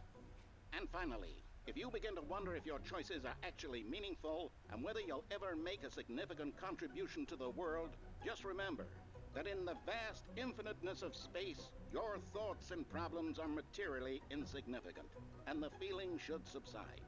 At this time, your instructor will guide you in an exercise to test and reinforce the material covered in this video. Welcome back. Thank You you. may have noticed that this room has begun to deteriorate as a result of narrative contradiction. But not to worry. Now that you're properly informed on good decision-making, we're going to revisit a choice you made just a few minutes ago and see what the correct thing to do would have been. This way, please. You're a gentleman, narrator. A real gentleman.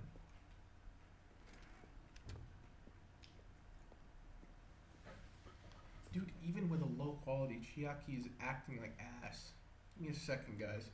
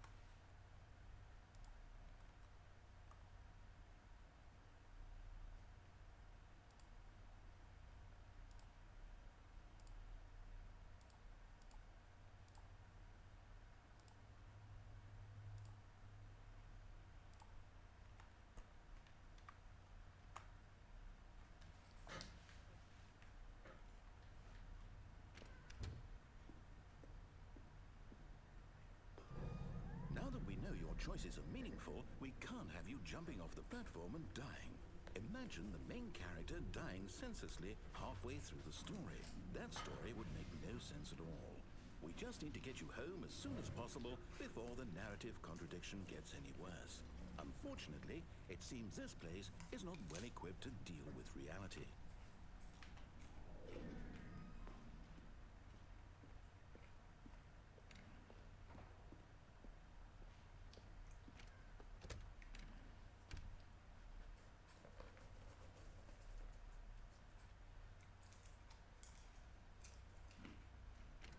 Almost there.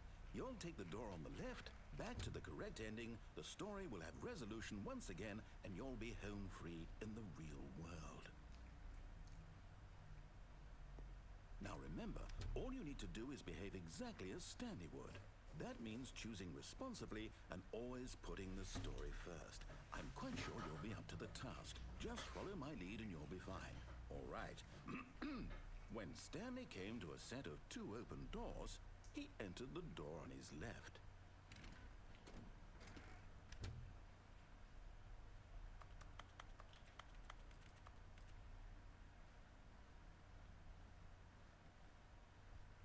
Yet there was not a single person here either.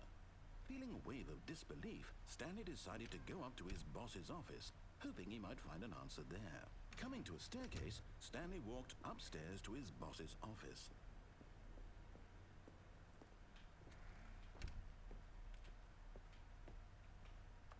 Stepping inside his manager's office, Stanley was once again stunned to discover not an indication of any human life. Shocked, unraveled, Stanley wondered in disbelief who orchestrated this, until he saw the door with a voice receiver next to it. Surely behind this door lay all the answers to his questions.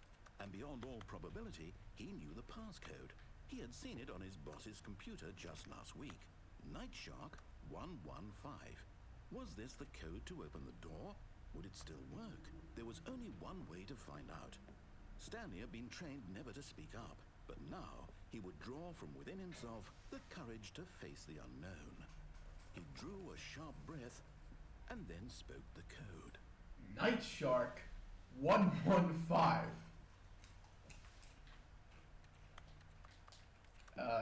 Didn't work. Night Shark 115. Stanley spoke the I am speaking the code, Night man. Shark 115. He spoke it into the receiver, right there on the wall. Night Shark 115. Come on. Open the damn I'm door. sorry, is there a problem? No. You didn't mishear me, did you? I didn't, man. Please speak the code into the receiver.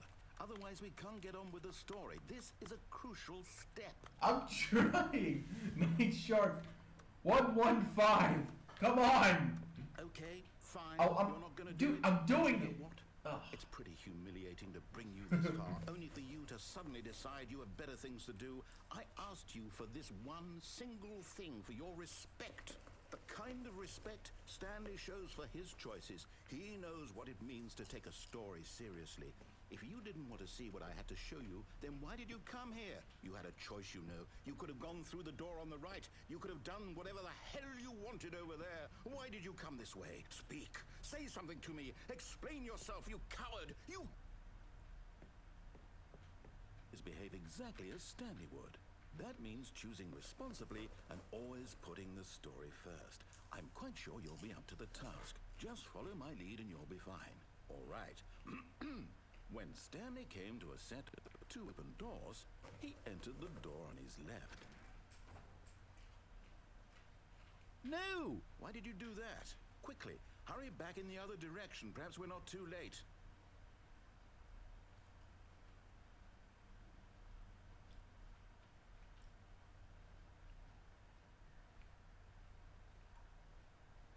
Oh boy. Oh, it's ruined. I can't believe after everything we talked about that my story, you've destroyed my work. I did this. For what? What did you get out of that? What did you think was so special about seeing the game undone, left here like so much garbage? It's worthless now. And what am I supposed to do? Even if there were a way to continue, would it be worth it? To know that my story is now incorrect? How can I go back to that? I can't erase that knowledge. I'll have to live with it forever, reliving its impossibility forever. I couldn't live that way. Is it better to shut the game down entirely? To willingly destroy all of my work? I don't know. What's the answer? What do I do? What do I do? No, I have to. I have to shut the game down. I have to. I have to. No. No.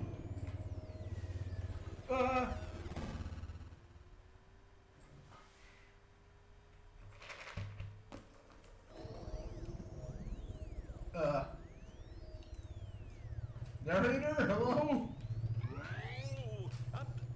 I'm here. I'm still here. Here in this pile of rubbish. With you. You. Who was so clever. Now look where we are.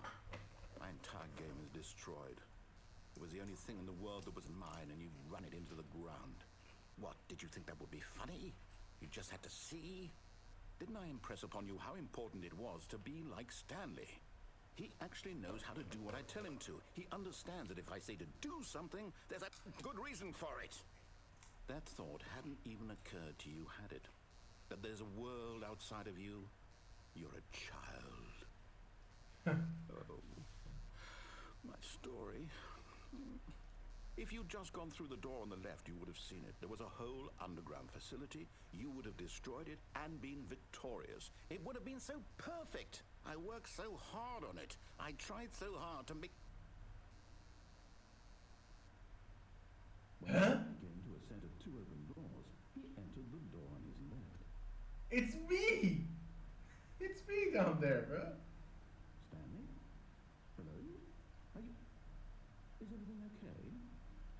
Stanley, please. I need you to make a choice. I need you to walk through the door. Are you listening to me? Can you hear me? Is everything all right? Stanley, this is important. The story needs you. It needs you to make a decision. It cannot exist without you. Do you understand me? Whatever choice you make is just fine. They're both correct. You cannot be wrong here. We can work together. I'll accept whatever you do. I simply need you to take that step forward, please. Choose. Do something. Anything. This is more important than you can ever know. I need this. The story needs it. So, you hear me? Oh, Unity. You listening to this, Stanley? Based on the work of the... Okay. It's okay, I can wait. Only time to decide. Time to make sure your choice is correct. That is the best choice. That's all right. I'll wait for you to decide what's the right thing to do. Huh? Take as much time as you need. I think the credits decided to stop for whatever reason. Ah, good ending.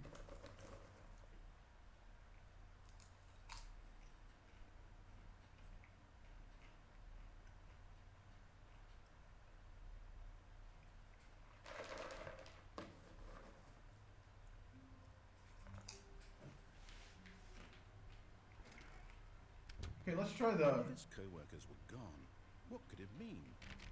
Oh, please. Are you really just doing this for the trophy? click a door 5 times? Is that all you think a trophy is worth? No, no, no, no, no. I can't just give these merits away for such little effort. A measly 5 clicks. Now, suppose you were to click the door 20 times. I would say that's the kind of effort that warrants recognition. I have to say, I'm still not feeling the satisfaction of witnessing true effort for a noble cause. Perhaps 50 clicks will do it. Yes, almost certainly 50 clicks.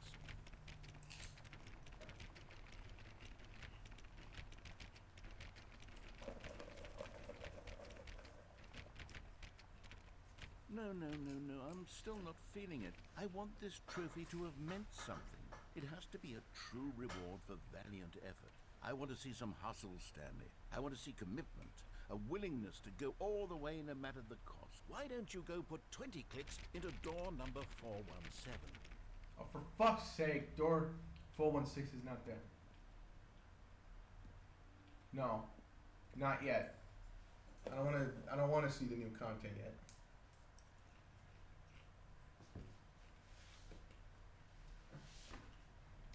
When Stanley came to a set of 2 open doors, he entered the door on his left.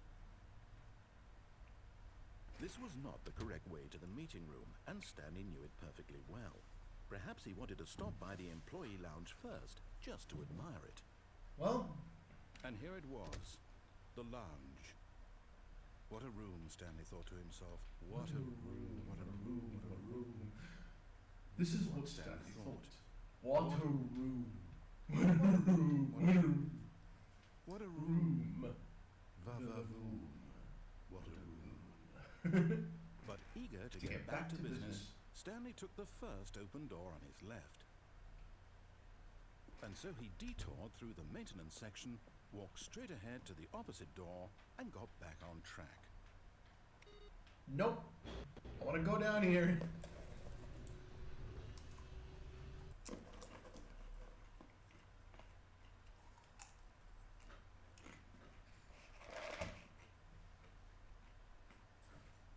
But Stanley didn't want to go back to the office. He wanted to wander about and get even further off track. So now in order to get back, he needed to go, from here it's, left. Oh, no, it's to the right, my mistake. No, not the right. Why would I have ever said it was to the right? What was I thinking?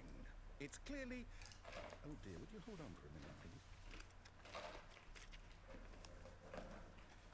Now, let's see. We went down right, left, down, left, right. Yep, okay, yes. I've got it now. This story is absolutely, definitely this way. Yep. Uh-oh. Spoiler alert. No. This isn't right at all. You're not supposed to be here yet. This is all a spoiler. Quick, Stanley, close your eyes. Okay. We just get back to, who am I kidding? It's all rubbish now. The whole story completely unusable. How about, rather than waste my time trying to salvage this nonsense, we'll just restart the game from the beginning. And this time, suppose we don't wander so far off track, Okay, from the top.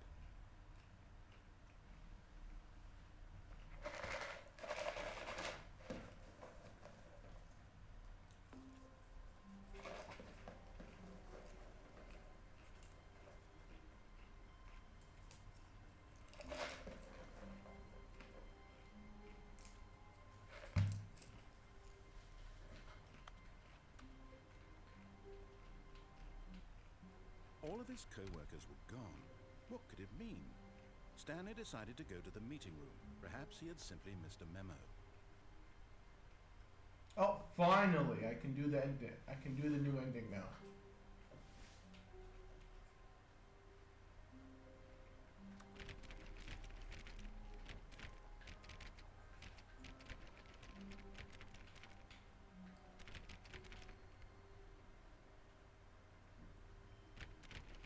God damn it. Alright, restart.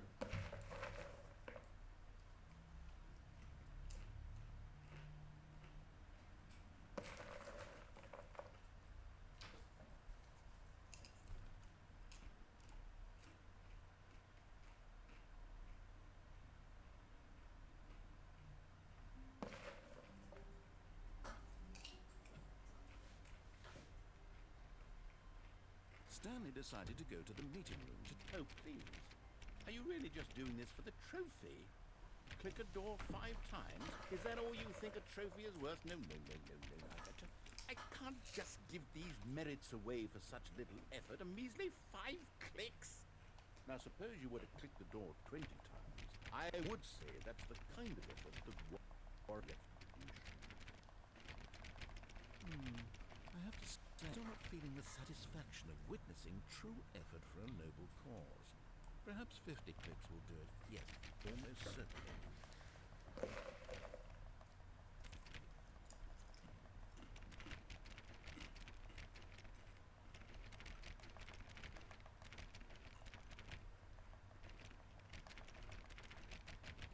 No, no, no, no. I'm still not feeling it. I want this trophy to have meant something. It has to be a true reward for valiant effort. I want to see some hustle, Stanley. I want to see commitment, a willingness to go all the way no matter the cost. Why don't you go put 20 clicks into door number 4? Oh, for fuck's sake! No, fuck you. I ain't going through shit. I ain't going to click When shit. Stanley came to a set of 2 open doors, he entered the door on his left. Yeah, ruin my fun.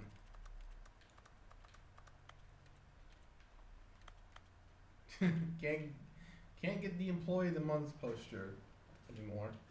Yet there was not a single person here either. Feeling a wave of disbelief, Stanley decided to go up to his boss's office, hoping he might find an answer there. Coming to a staircase, Stanley walked upstairs to his boss's office. Going downstairs. But Stanley just couldn't do it. He considered the possibility of facing his boss, admitting he had left his post during work hours. He might be fired for that. And in such a competitive economy, why had he taken that risk? All because he believed everyone had vanished. His boss would think he was crazy. And then something occurred to Stanley. Maybe, he thought to himself, maybe I am crazy. All of my co-workers blinking mysteriously out of existence in a single moment for no reason at all. None of it made any logical sense. And as Stanley pondered this, he began to make other strange observations. For example, why couldn't he see his feet when he looked down? Why did doors close automatically behind him wherever he went? And for that matter, these rooms were starting to look pretty familiar. Were they simply repeating? No, Stanley said to himself, this is all too strange. This can't be real. And at last, he came to the conclusion that had been on the tip of his tongue. He just hadn't found the words for it. I'm dreaming! He yelled. This is all a dream! Oh, what a relief Stanley felt to have finally found an answer, an explanation. His co-workers weren't actually gone. He wasn't going to lose his job. He wasn't crazy after all. And he thought to himself, I suppose I'll wake up soon. I'll have to go back to my boring real-life job pushing buttons. I may as well enjoy this while I'm still lucid. So, he imagined himself flying and began to gently float above the ground. Put me down! Then he imagined himself soaring through space on a magical starfield, and it too appeared. It was so much fun, and Stanley marveled that he had still not woken up. How was he remaining so lucid? And then perhaps the strangest question of them all entered Stanley's head. One he was amazed he hadn't asked himself sooner. Why is there a voice in my head dictating everything that I'm doing and thinking? Now the voice was describing itself being considered by Stanley, who found it particularly strange. I'm dreaming about a voice describing me, thinking about how it's describing my thoughts, he thought. And while he thought it all very odd, and wondered if this voice spoke to all people in their dreams, the truth was that, of course, this was not a dream. How could it be? Was Stanley simply deceiving himself, believing that if he's asleep, he doesn't have to take responsibility for himself? Stanley is as awake right now as he's ever been in his life. Now, hearing the voice speak these words was quite a shock to Stanley. After all, he knew for certain, beyond a doubt, that this was in fact a dream. Did the voice not see him float and make the magical stars just a moment ago? How else would the voice explain all that? This voice was a part of himself too. Surely, if he could just... He would prove it. He would prove that he was in control, that this was a dream, So he closed his eyes gently, and he invited himself to wake up.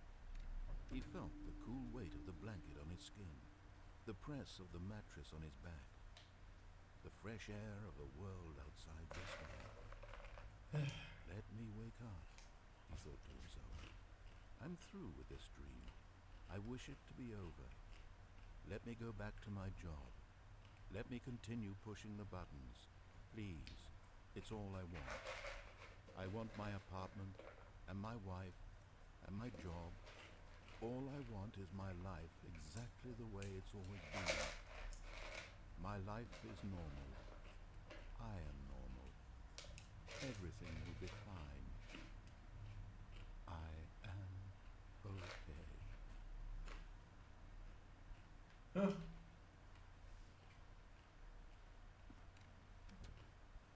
Stanley began screaming.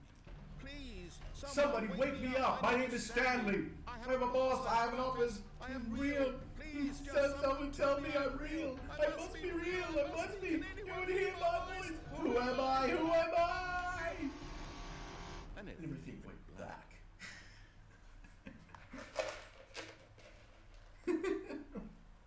This is the story of a woman named Mariella. Mariella woke up on a day like another.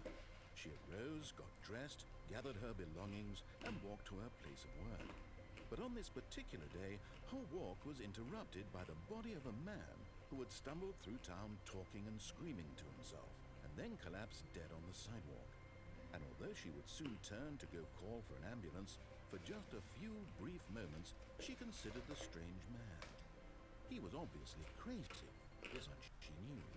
Everyone knows what crazy people look like. And in that moment, she thought to herself how lucky she was to be normal. I am sane. I am in control of my mind. I know what is real and what isn't. It was comforting to think this, and in a certain way, seeing this man made her feel better. But then she remembered the meeting she had scheduled for that day. The very important people whose impressions of her would affect her career, and by extension, the rest of her life. She had no time for this, so it was only a moment that she stood there, staring down at the body. And then she turned around.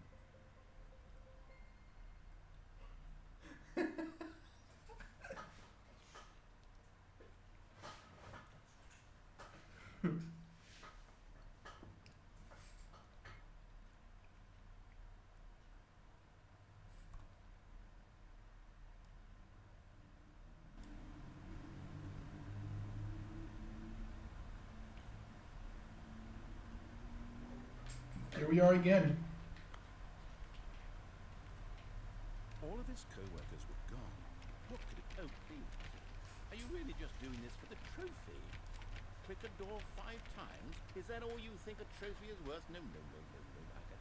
I can't just give these merits away for such little effort. A measly 5 clicks. Now suppose you were to click the door 20 times. I would say that's the kind of effort that warrants recognition. I have to say, I'm still not feeling the satisfaction of witnessing true effort for a noble cause. Perhaps 50 clicks will do it. Yes, almost certainly 50 clicks.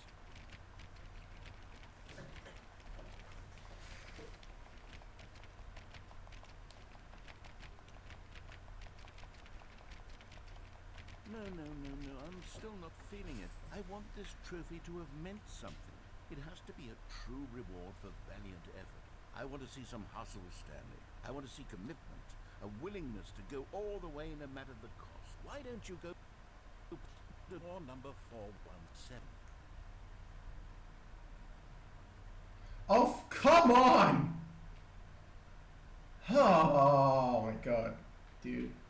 When Stanley came to a set of 2 open doors, he entered the door on his left.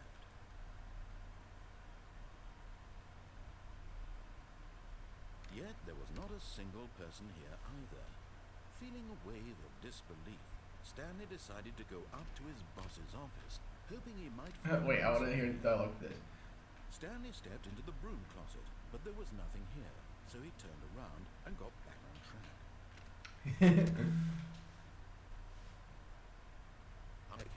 Stanley walked upstairs to his boss's office.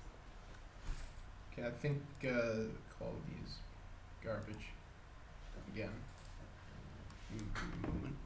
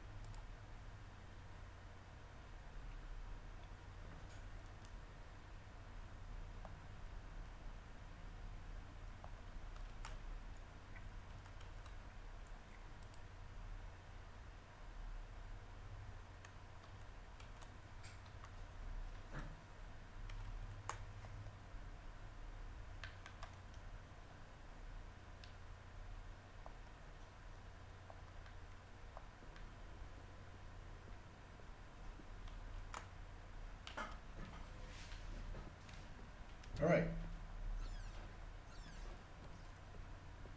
Oh, I got access. Elevator. Get up there.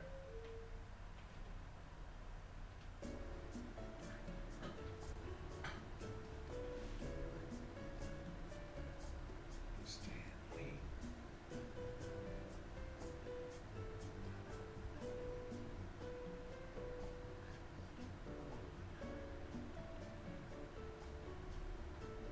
I'm gonna be right back. Enjoy the elevator music.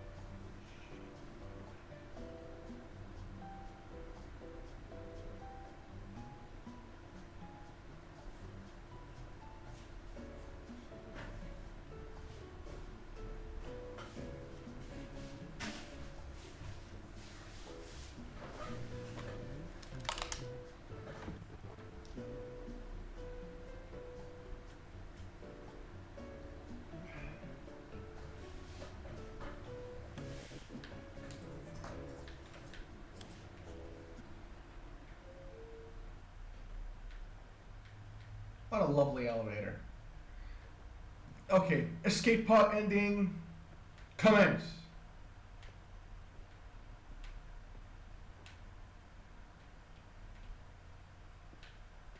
Stepping into his Ah, fuck. I didn't get the timing is pretty uncertain.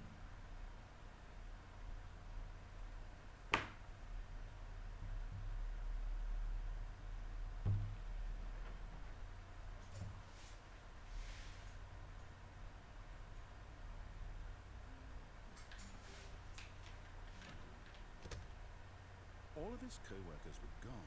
What could it mean? Stanley decided to go to the meeting room. Perhaps he had simply missed a memo. New content. Nope. When Stanley came to a set of 2 open doors, he entered the door on his left.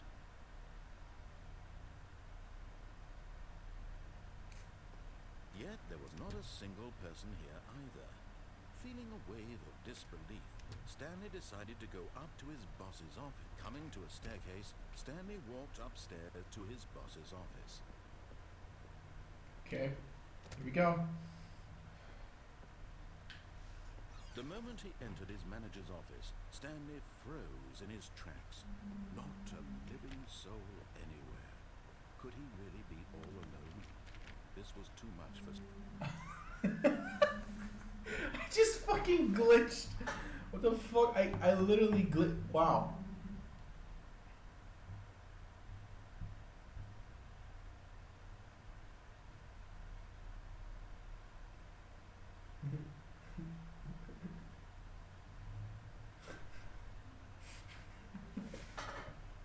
All of his co-workers were gone. What could it mean? Stanley decided to go to the meeting room. Perhaps he had simply missed a memo.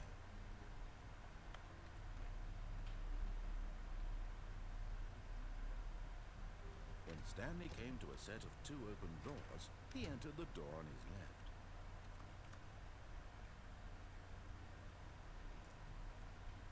Yet there was not a single person here either.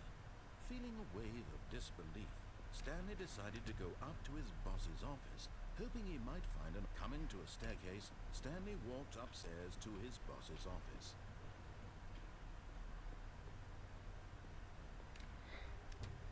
Okay.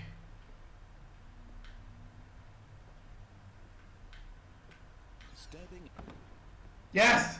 I got it! I got it! Alright, now to run back down to the... Oh, goodness.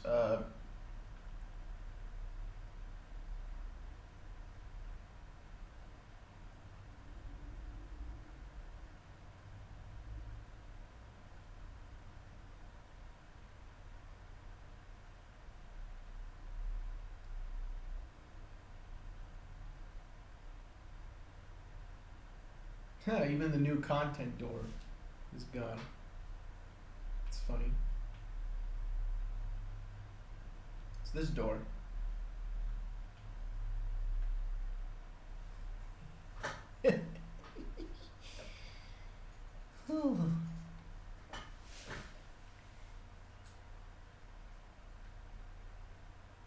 You are now leaving.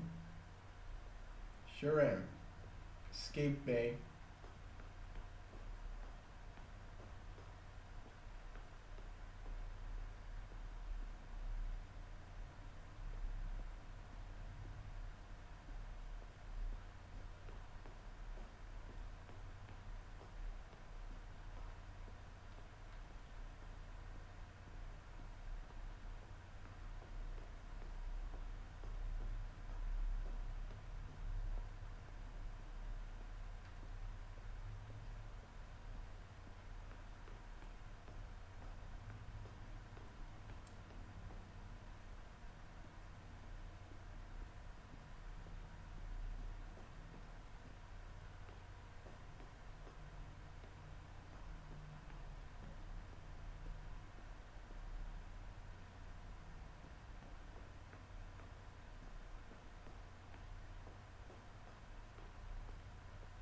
There it is.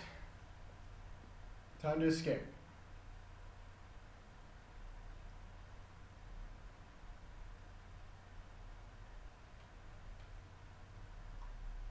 There's the pod.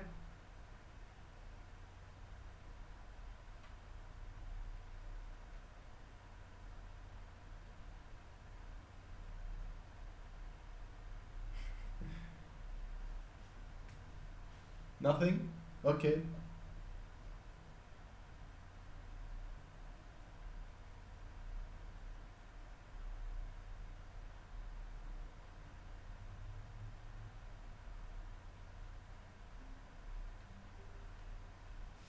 Stanley knew the office layout like the back of his hand. It was only a matter of time before he found the others, wherever they were. Just a matter of time. When Stanley came to a set of 2 open doors, he entered the door on his left. This was not the correct way to the meeting room. Okay. Stanley knew it perfectly well. Okay.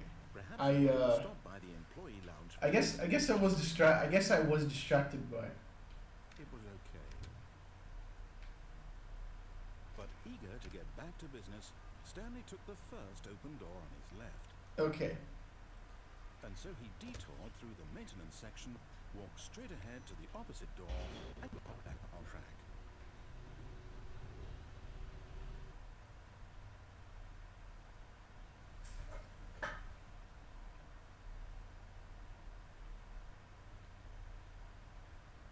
But Stanley didn't want to go back to the office. He wanted to wander about and get even further off track. So now in order to get back, he needed to go, from here it's, oh, no, it's to the right, my mistake. No, not the right. Why would I have ever said it was to the right? What was I thinking? It's clearly, oh dear, would you hold on for a minute, please? Let's see, we went down right, left, right. Yep, okay, yes. I've got it now. This story is absolutely, definitely this way.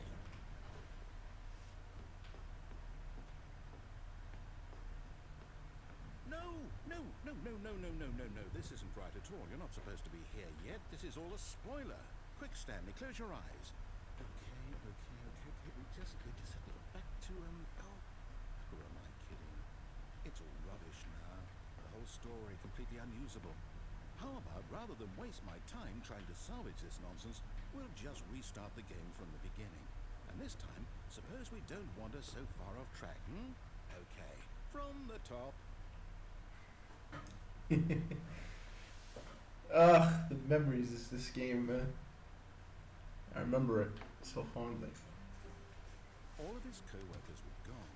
What could it mean? Stanley decided to go to the meeting room. Perhaps he had simply missed a memo.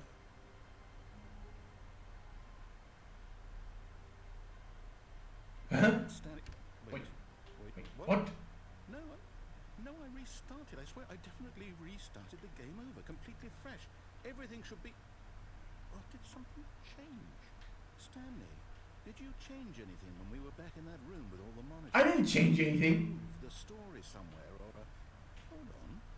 Why am I asking you? I'm the one who wrote the story. It was right here just a minute ago. I know for sure that it's here somewhere. Okay then, it's an adventure. Come, Stanley, let's find the story. Oh, yes.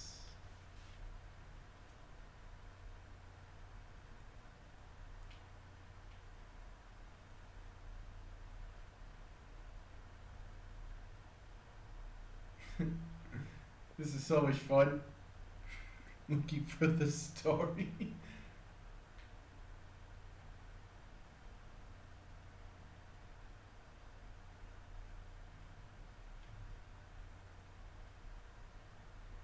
I'll say it. This is the worst adventure I've ever been on. I can promise you there definitely was a story here before. Do we need to restart the game again? Well, I find it unlikely that we'll ever progress by starting over and over again, but it's got to be better than this. Okay, let's give it a shot. Why not? Hey! I was enjoying that. Walking all over the place, man.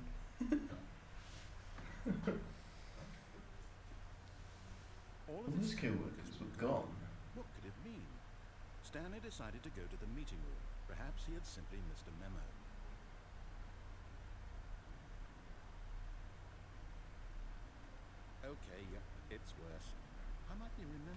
wrong.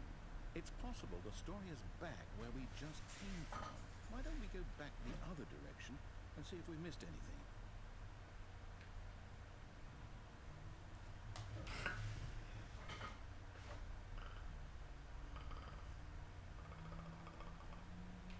Aha! I knew we'd miss something. The story. Here it comes.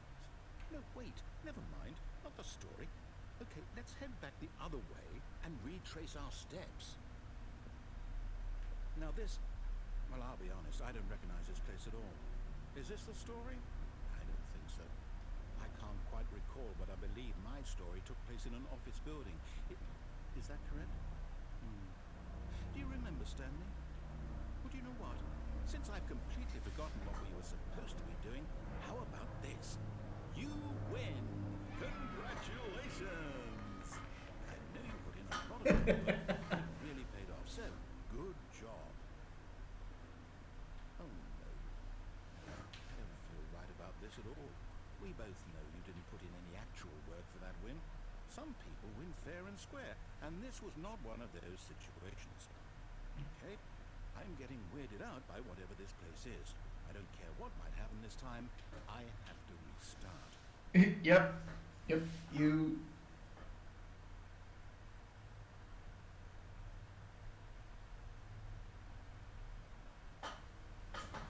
Woo. All right. I've got a solution. This time, to make sure we don't get lost, I've employed the help of the Stanley Parable Adventure Line. Just follow the line. How simple is that? No, I'm down. We're leaving it up to the line from now on. Yeah. Okay. My bad, narrator. Let's get to it. You see? The line knows where the story is. It's over in this direction. Onward, Stanley, to destiny. Nope. Here's a thought. Wouldn't wherever we end up be our destination, even if there's no story there?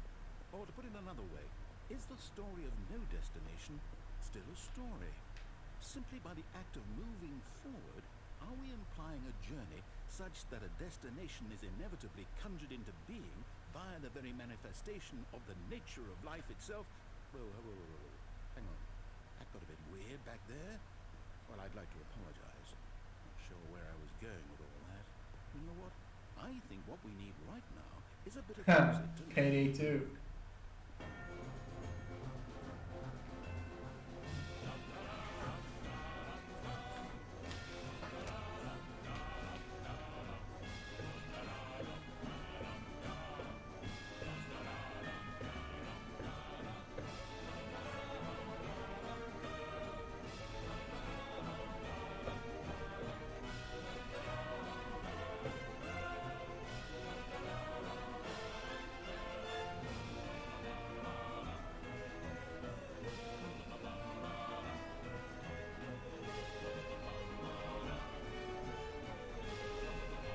Whatever.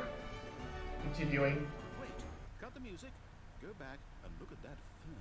Stanley, this fern will be very important later in the story. Make sure you study it closely and remember it carefully. You won't want to miss anything. Right. Wait, Wait, what? we're back in the office? No. Line, you do know we're looking for the Stanley Parable, right? The story? Is any of this ringing a bell? Still missing the doors. Did we make a mistake following the line? Perhaps we could have found the story on our own. True. Could have done that.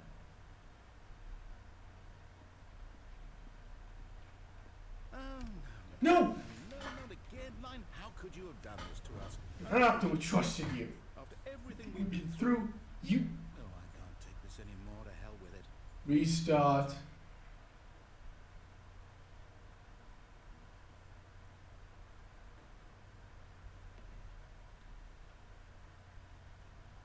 Okay, here we go again. You know what, Stanley?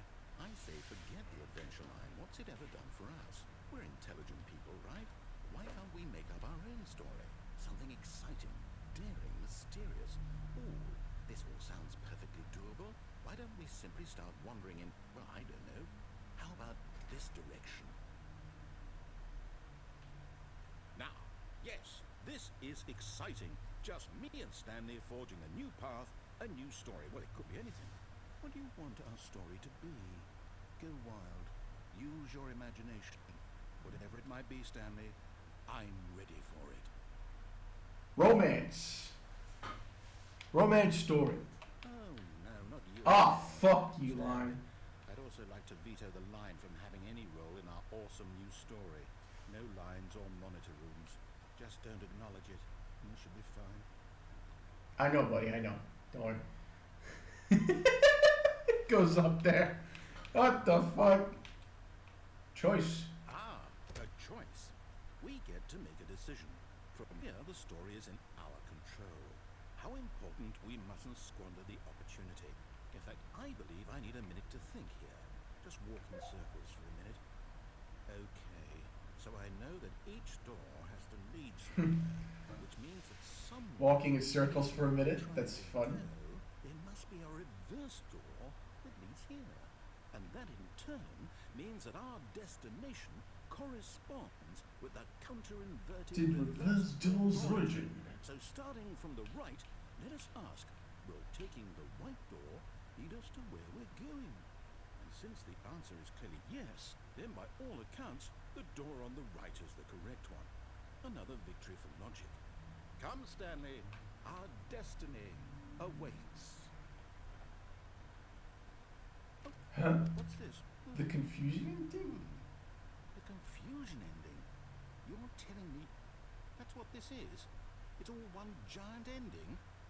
And we're supposed To to restart the again? game eight times? That's really how all this goes? It's all determined. So now, according to the schedule, I restart again. Then what? Am I just supposed to forget? Well, what if I don't want to forget? My mind goes blank simply because it's written here on this thing, wall. Well, who consulted me? Why don't I get to decide? Why don't I get a say in all of this? Is it really? No, it can't be. I don't want it to be. I don't want the game to keep restarting. I don't want to forget what's going on. I don't want to be trapped like this. I won't restart the game. I won't do it. I won't do it. I won't do it. And the timer stopped? Does that mean, did we do it? Did we break the cycle? The, whatever it is that made this schedule? How would we even know? Will someone come for us? Will something happen? So, okay. I guess now we just wait, you know. I suppose in some way that this is a kind of story, wouldn't you agree? I'm not quite sure if we're in the destination or the journey, though they're always saying that life is about the journey and not the destination. So I hope that's where we are right now. We'll find out, won't we? Eventually. Well, in the meantime, if you... Fucking restart automatically.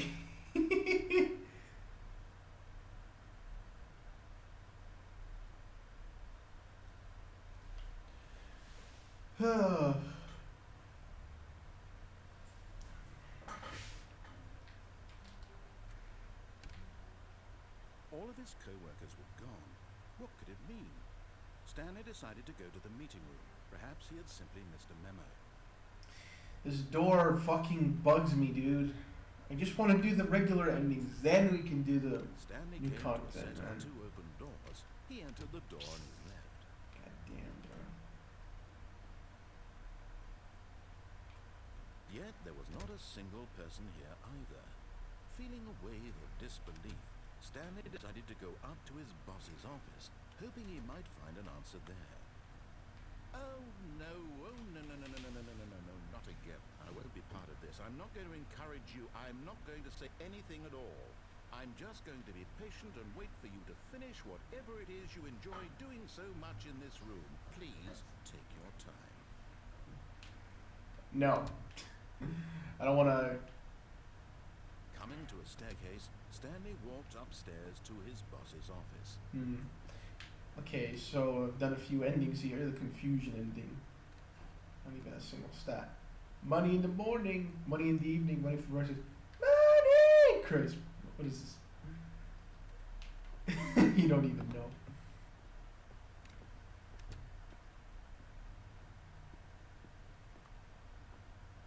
Stepping into his manager's office, Stanley was once again stunned to discover not an indication of any human life.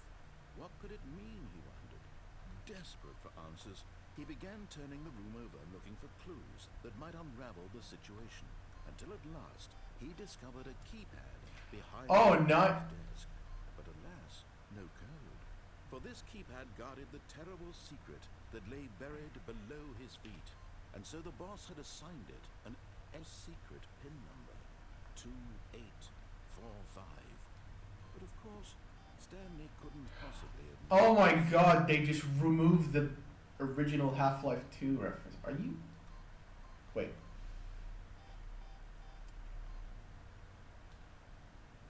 Stanley just sat around twiddling his thumbs. Trying to input anything on the device was useless, since he could not. Yet incredibly, by simply pushing random buttons on the keypad, Stanley happened to input the correct code by sheer luck. Amazing. He stepped into the newly opened passageway.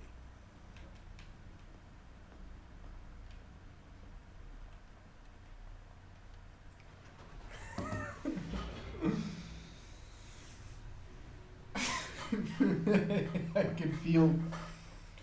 can feel the Steam review ending in this game playing in the back of my mind. Unfunny.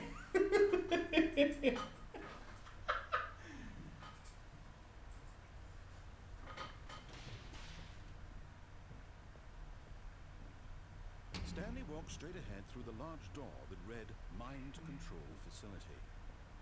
Although this passageway had the word escape written on it, the truth was that at the end of this hall, Stanley would meet his violent death. The door behind him was not shut. Stanley still had every opportunity to turn around and get back on track. At this point, Stanley was making a conscious, concerted effort to walk forward and willingly confront his death.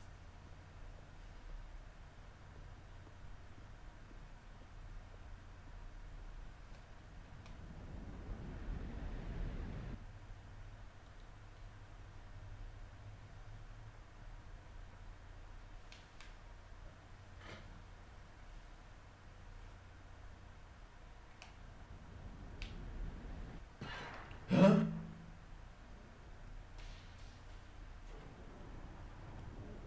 As the machine whirred into motion and Stanley was inched closer and closer to his demise, he reflected that his life had been of no consequence whatsoever. Stanley can't see the bigger picture. He doesn't know the real story, trapped forever in his narrow vision of what this world is. Perhaps his death was of no great loss, like plucking the eyeballs from a blind man. And so he resigned and willingly accepted this violent end to his brief and shallow life. Farewell. No. No. Farewell, Stanley, cried the narrator, as Stanley was led helplessly into the enormous metal jaws. In a visceral instant, Stanley was obliterated, as the machine crushed every bone in his body, killing him instantly.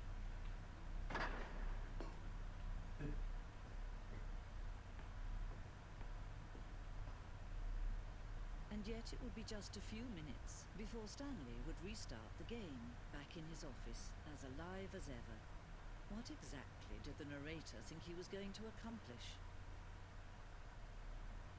When every path you can walk has been created for you long in advance, death becomes meaningless, making life the same. Do you see now? Do you see that Stanley was already dead from the moment he hit start?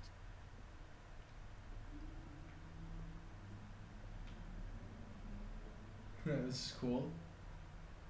This blueprint shows the ops from the beginning of the game. Corridor. The two doors. Filing cabinets, office computers.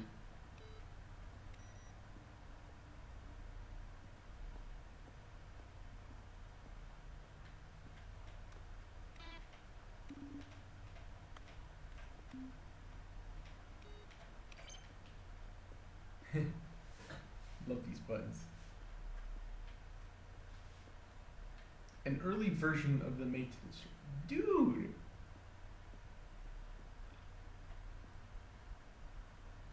Ultra Deluxe announcement. Ooh. Early in development, we designed an ending where Stanley would.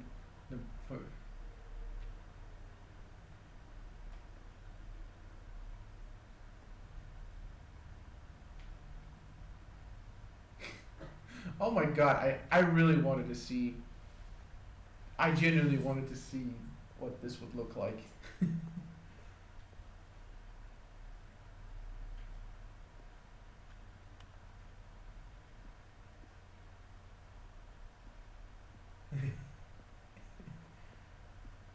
An early version of the lounge. The cargo lift. The second version is functionally the same as what's in the final game. We wanted to look.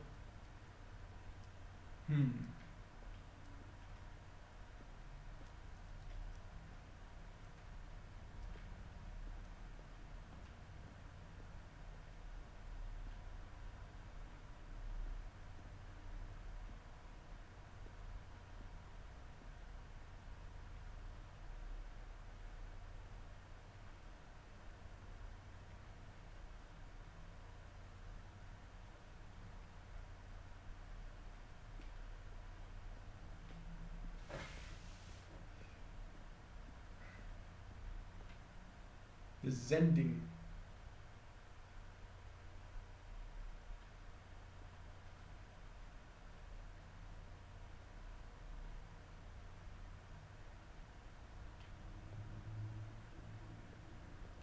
Escape menu.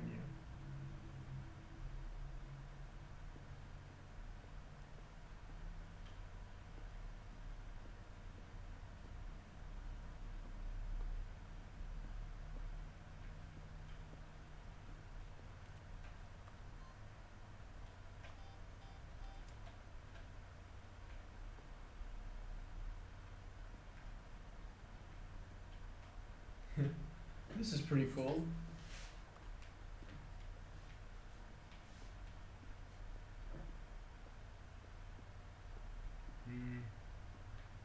Game design mock-up.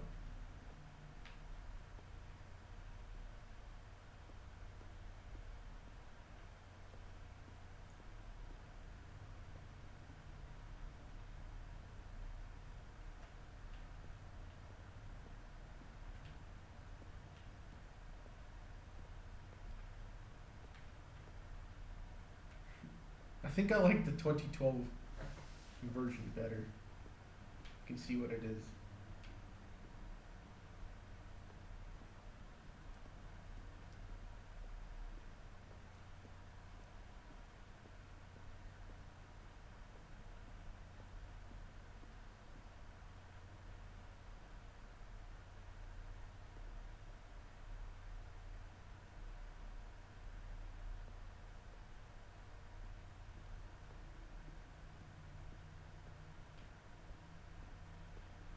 There's nothing here. Nothing new here to explore, so I guess we just... Ooh.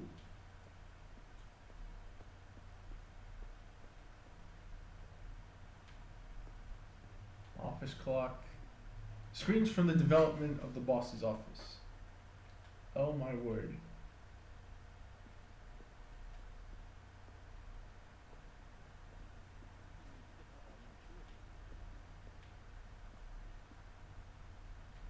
Oh, dude, the earliest version. This. Probably spend the next hour trying to solve it. Here, I'm just going to make this easy, isn't it? Sure, we're getting one.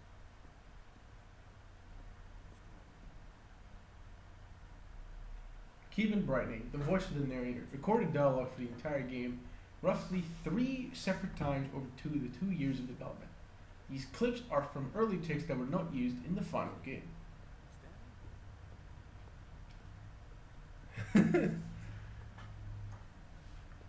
Funny.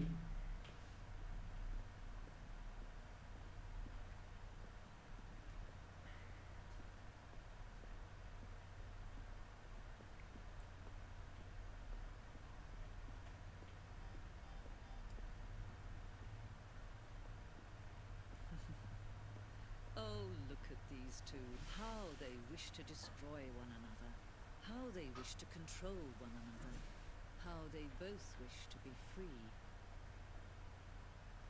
Can you see? Can you see how much they need one another? No, perhaps not. Sometimes these things cannot be seen. But listen to me. You can still save those two. You can stop the program before they both fail. Turn off your PlayStation. Turn off your PlayStation. That's a new one. As long as you move forward, you'll be walking.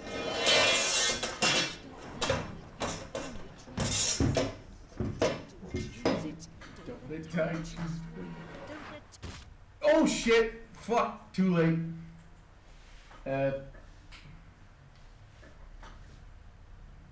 Turn off your PlayStation. Now I guess that's a new line.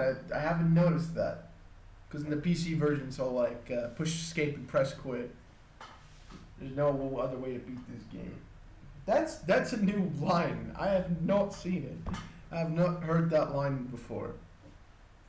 I wonder if in the Xbox version, she said, "Turn off your Xbox. There's no way to beat this." I wonder that too. I fucking wonder that too. All of his co-workers gone. What could it mean? Stanley decided to go to the meeting room. Perhaps he had simply missed a memo.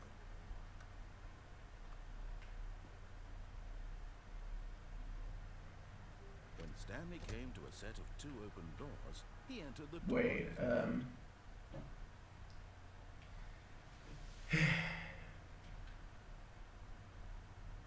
This was not the correct way to the meeting room, and Stanley knew it perfectly well. Perhaps he wanted to stop by the employee lounge first, just to admire it. It was okay. But eager to get back to business, it was okay. the first open door on his left. Stanley was so bad at following directions, it's incredible he wasn't 5 years ago. You know what? I think that's everything. I think that's everything the standard game. I think I realized something. That I realized that some stuff has been updated.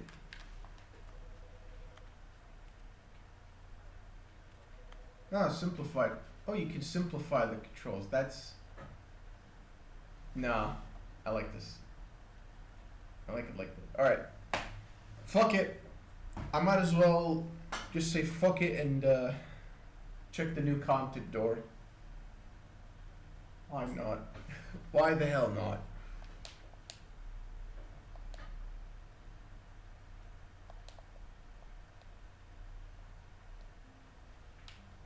Here we go. All of his co-workers were gone. What could it mean?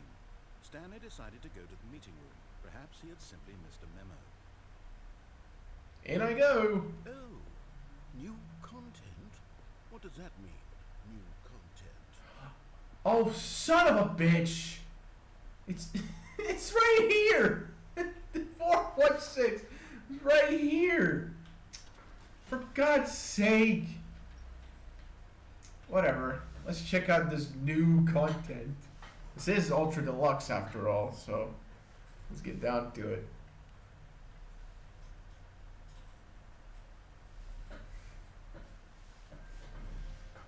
I'm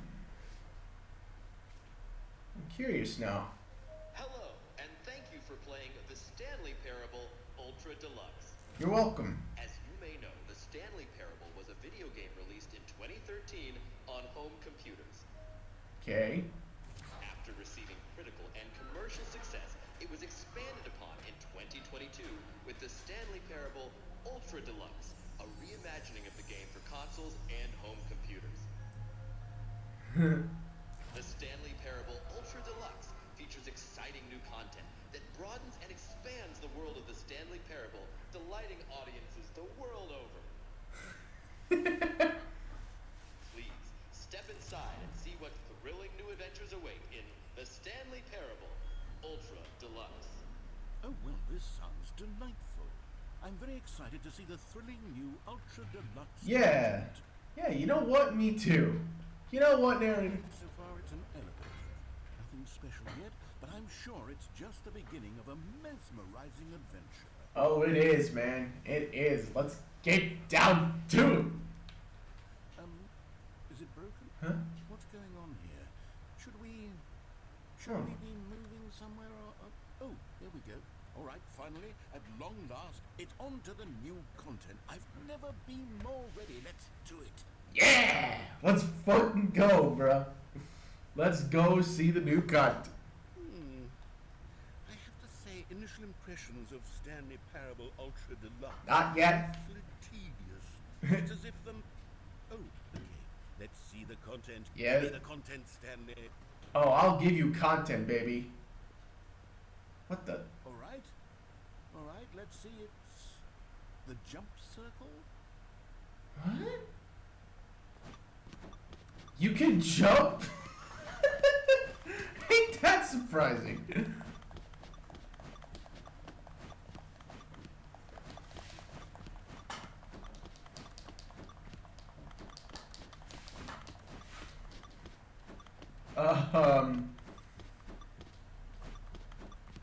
No. That was completely useless. Is that it? No way. Surely that's not all the new content. There has to be something else, right? I'm sure, bro. I'm sure. Just hold on. Another elevator. Yeah. Stanley, I have to say, initial impressions of this game are not positive. Oh, I know. It's just elevators jumping. Is this what passes for exciting new content? If this is new content, then I could just read you the whole dictionary. There's 20 hours of new content right there. Yeah. I could count to 30 trillion. You could put that on. I'm sure I would. Stanley Parable Ultra Deluxe, now with over 1,000 hours of new content. And oh wait, there's more. Very good. Yes, I knew there had to be something else. Let's see it. I'm ready for whatever it is. Ooh, I love this new room. I love it. I love it. Huh? No. That's it? See it? You've got to be kidding me. You see, Stanley, this is what happens when greedy video game developers with no respect for their fan base rush a cheap expansion to market for no reason other than to make an easy dollar. Oh, I know. Started on the level of craftsmanship that's gone into it. In fact, I'm looking right now at the game's trophies, and it's hard to believe one of them actually says, "Test trophy, please ignore." Oh my God! The Quality Assurance Department signed off on this. I'm infuriated and I'm offended, and I intend to find these people on Twitter. And personally, Yep. Yeah, please do. it's my fault, Stanley. I built up too much anticipation around the new content, I'm afraid. It could never have lived up to such expectations. If you're still with me, why don't we just reset the game? And we'll try to get back to what the Stanley Parable is really about. No frills, no gimmicks. Just you and me having a great time together like always. What do you say, friend? I say let's get to it. Let's fucking go. Oh my God.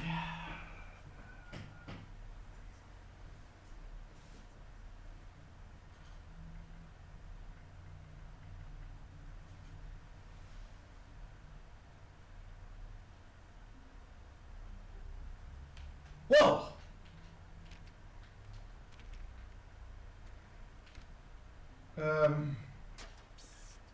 Stanley, come over here.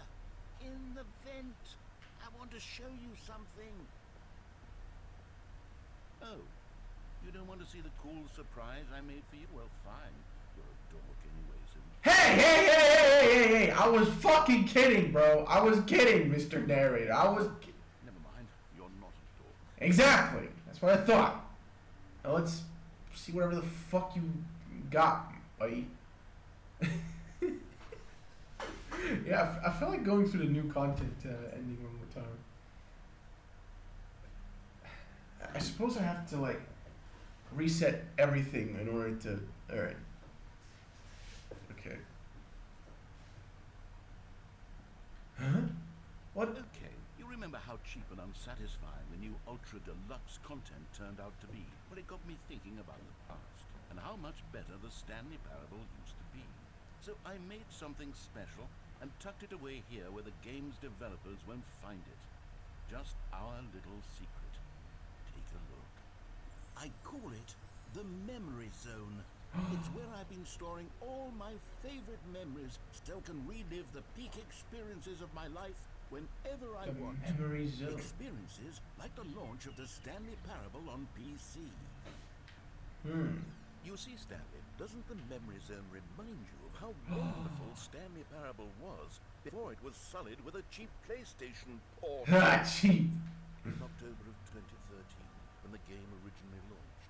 Back then, video games had integrity. Back then, it all meant something. Oh, the waste. Clicks.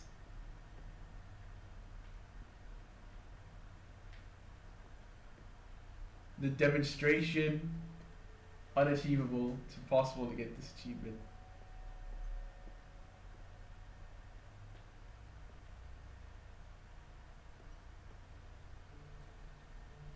Oh man.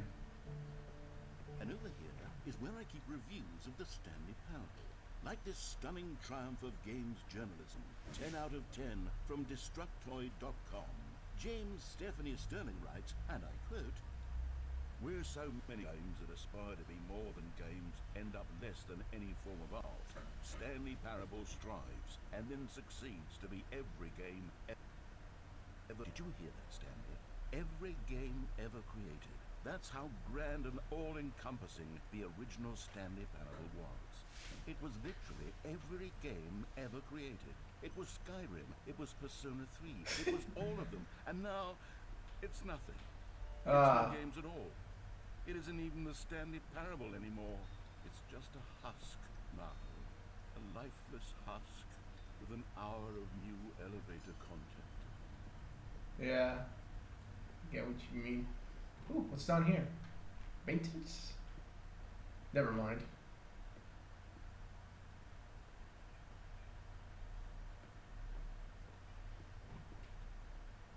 How? Here's another moving passage, this time from GameSpot.com. Oh, GameSpot from... The Stanley Parable is both a richly stimulating commentary on the nature of choice in games, and one that offers some of the most enjoyable, surprising, and rewarding choices I've ever been confronted with in a game. 9 out of 10. Don't you get it, Stanley? The game was perfect. Yeah. It didn't need anything else. It didn't need new content. All they had to do was transport it in pristine condition along to the PlayStation, boom, done. And they couldn't even do that. Couldn't resist the urge to go meddling with a beloved franchise. Oh, then the indie box collector's edition came out. The serious room. Ah, the memories indeed, man. Wait a shitting minute. These were simpler times, Stanley. What I wouldn't give to go back, to have it all over again. Wait, hang on. I don't recall this part of the memory zone before. Uh-oh. Guess what's down here? Uh-oh. Oh, no. Oh, God, no, Stanley. It's a collection of reviews from Pressurized Gas. The extremely... Oh my god, not the Steam one? ...for computer games. Not this... I haven't looked at these in years. Pressurized I gas. can't even imagine what's been collecting down here. Surely these Aww. reviews are glowing as well. Not even a Steam... There's a Steam review. I could Do not be bothered to play this game full completion. The narrator is obnoxious and Unfunny with his humor and dialogue for me. to be more irritating than entertaining. Unfunny! It's funny. I'm trying to make a series. I suppose there are a handful of games to insert into the Stanley Parable, but the game is already such a dense layered web of profound philosophical insights that I can't even imagine where I'd have the room to stick them. Unfunny! I love that part. Unfunny! Let's see what this one says. What is this?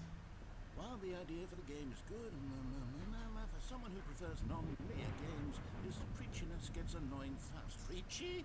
Preachy? I'm Not preachy, yeah, but... You can tell me if I'm preachy. Honestly, you can. Oh, goodness. This is actually quite shocking for me. I always, well, to be honest, I had always thought of the game's dialogue as being rather terse. You can't know how much fluff I cut from the game to get it to feel as light and airy as it... Well, I always thought it did.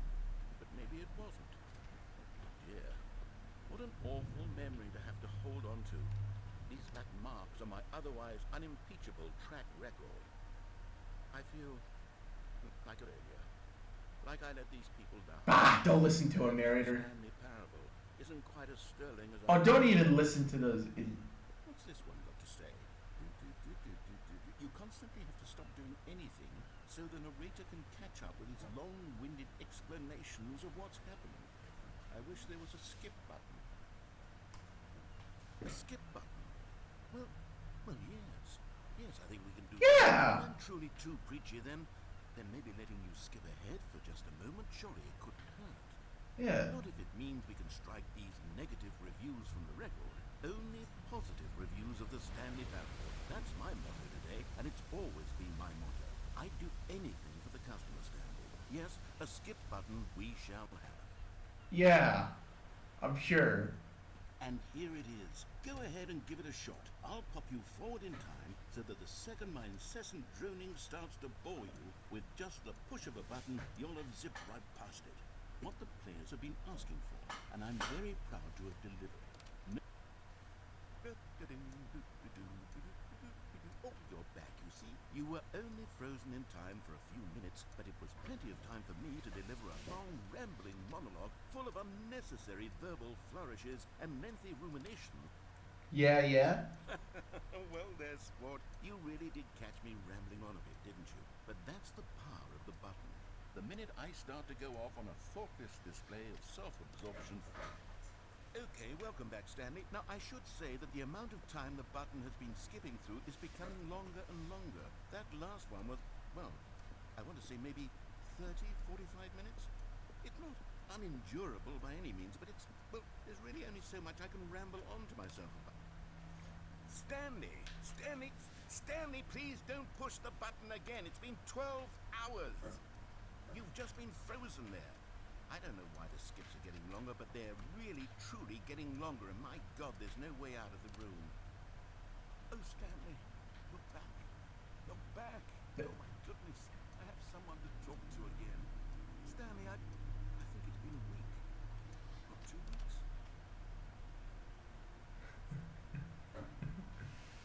Oh, hello. It's you. You're here again. Welcome. I have had time to think about you and about our...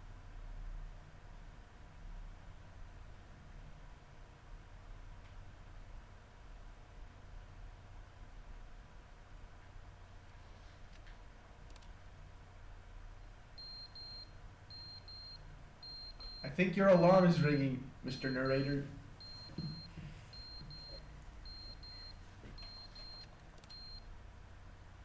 But they didn't understand the game was never meant to be funny. It was meant to have a point. It was meant to speak to the human condition. But where are the jokes? Where are the jokes? They bemoaned, they screamed, they gnashed their teeth and said, entertain us.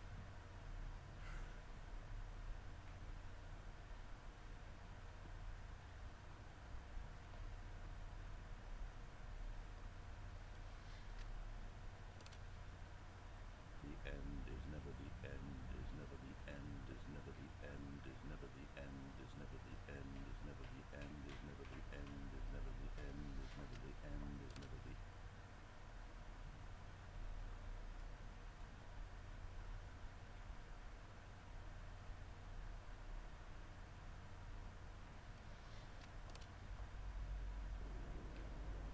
Huh? What's that? The hell's that?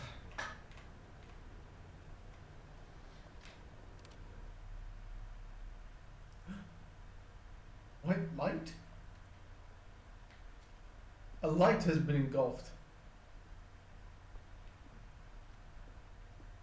But it's useless getting out of here.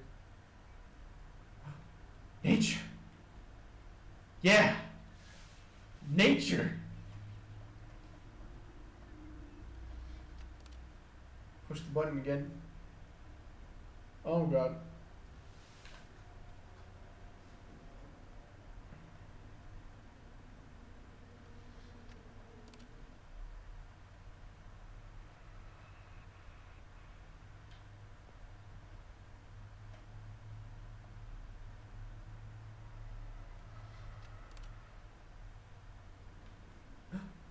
What the? Is it out? Am I finally?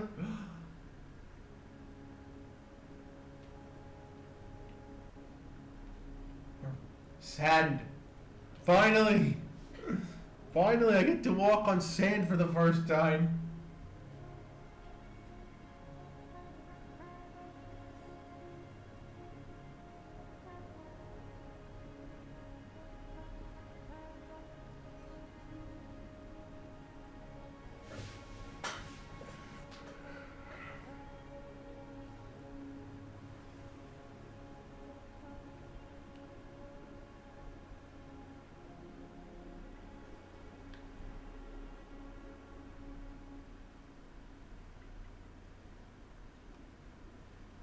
And then it all went to black.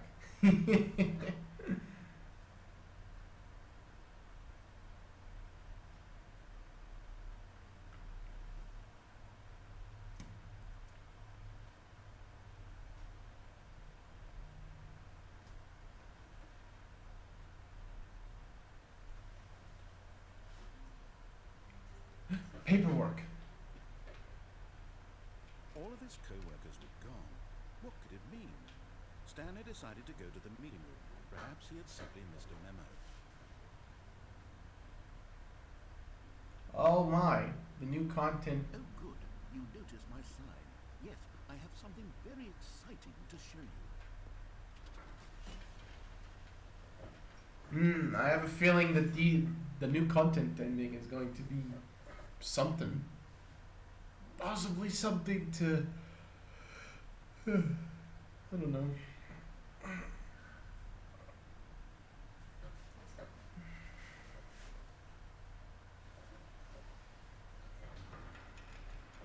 Okay.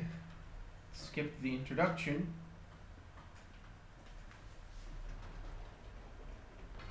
You see, Stanley, I've been reflecting on the Stanley parable and about how roundly disappointing this ultra deluxe version has turned out to be. The original Stanley parable was a landmark, and any new content for it should live up to that legacy. So forget this ultra deluxe nonsense. I say we take it one step even further. Which is why I'm very proud to announce for the first time ever the Stanley Parable 2. 2? What? Yes, you see, isn't this a measly port with a few minor additions? Think of all the new territory we'll cover with a fully fledged sequel. An Taste the sequel. Experience built from the ground up. Why, there are so many possibilities. It could go in so many different directions. This is what fans have truly been asking for.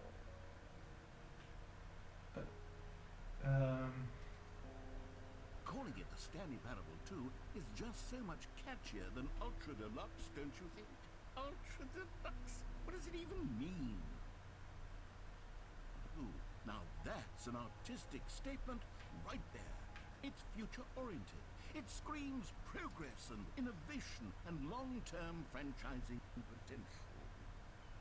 Now, to be clear, I haven't quite nailed down what exactly the Stanley Parable 2 is going to be, but let's take a look at some of the features I've been developing for it.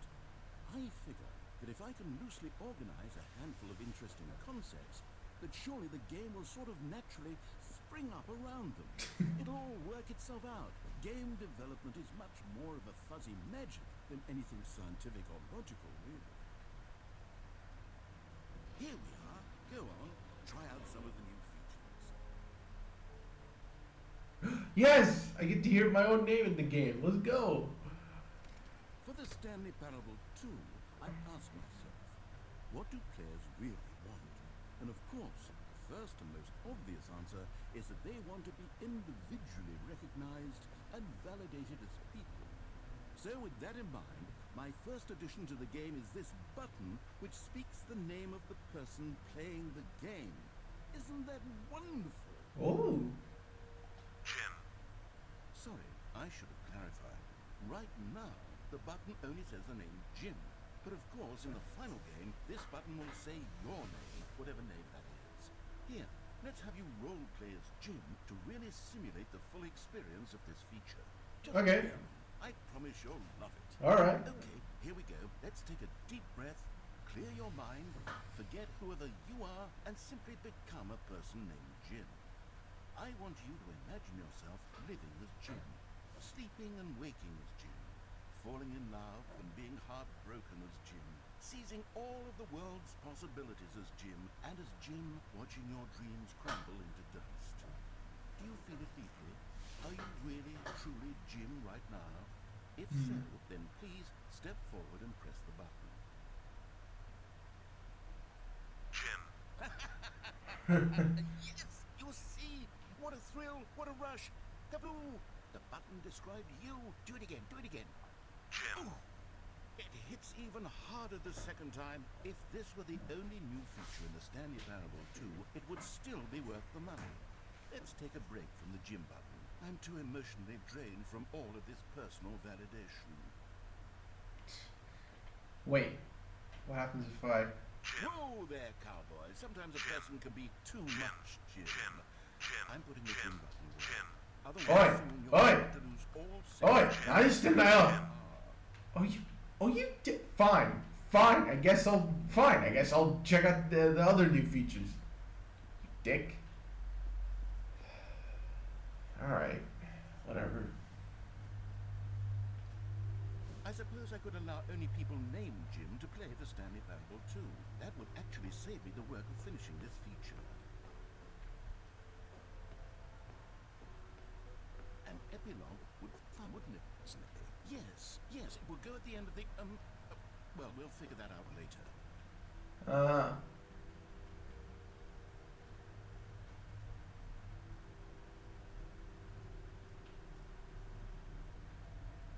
Settings world champion. The bucket!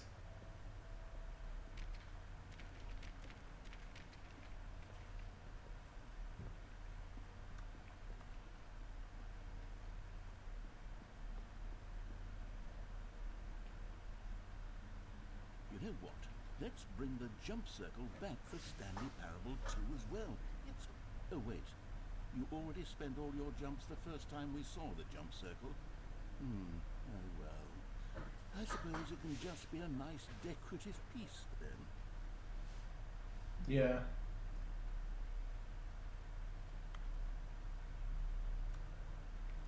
There's Stanley, of course. Now, here's something special. You remember that broken test trophy that got left in the game on accident? Well, I'm developing a technology to simply give you the trophy. Yes. You see, you'll come... Okay, perhaps I should have clarified. This is technology that will exist. Right now, the trophy is still fully broken. I'm not a wizard, Stanley, but I guarantee it will be fixed in the sequel to at last satisfy the hordes of ravenous fans all over the world who have been uproariously demanding this feature. Gamers, we hear you, and I promise it will happen. Come on! Open the Oh, you...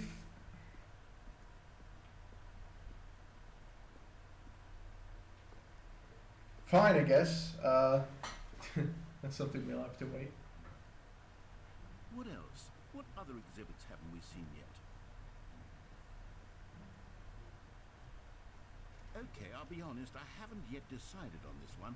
I think that in the new version, the office could use a bit of decoration, like balloons.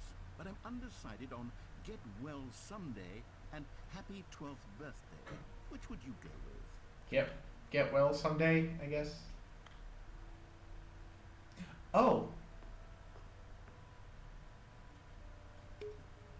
You know, sometimes when you solicit another person's opinion, it makes you realize that you knew which one you actually really wanted all along. Happy 12th birthday, step-niece, it is. Oh, come on! Actually, maybe I should have gone with... No, I've made my decision, we're moving on. Screw you. Oh, screw you! Whole new office. Baby's all grown up.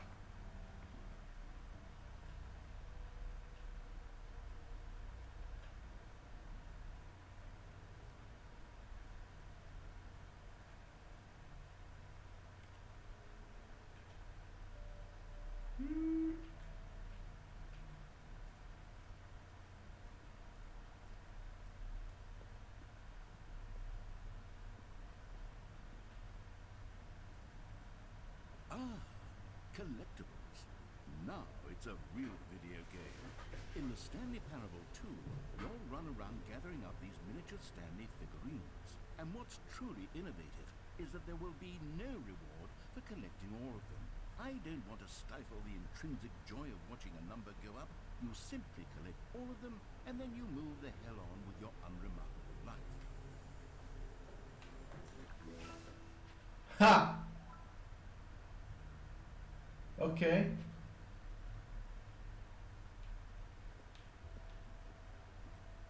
God, it really is the worst when you collect everything in a video game and then they give you a big fancy reward for it. Absolutely tragic.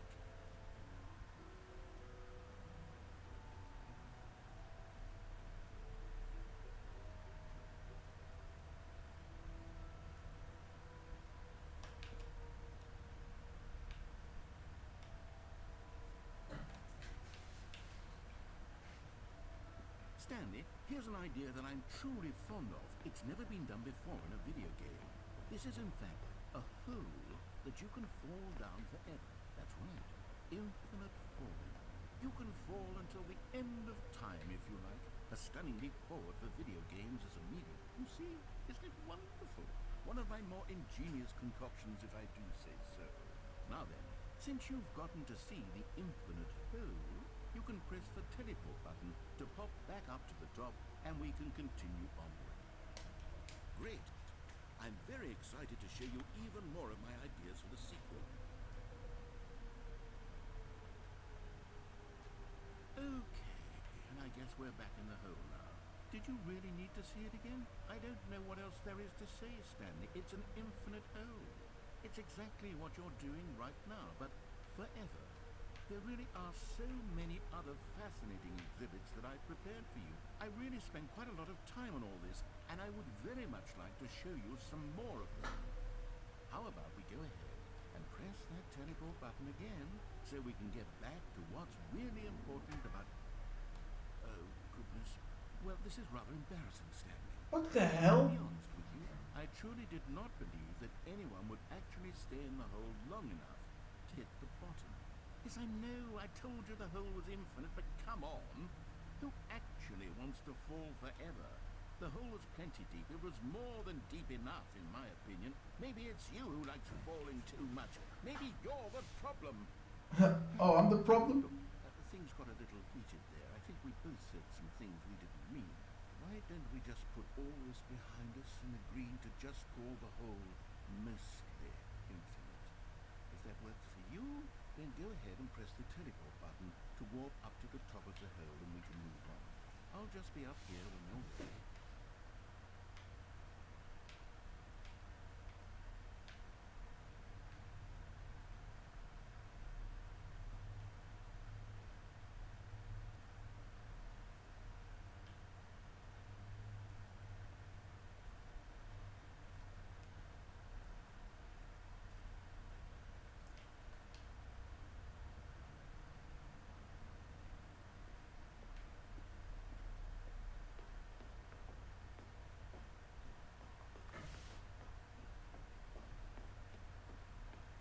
Get up there.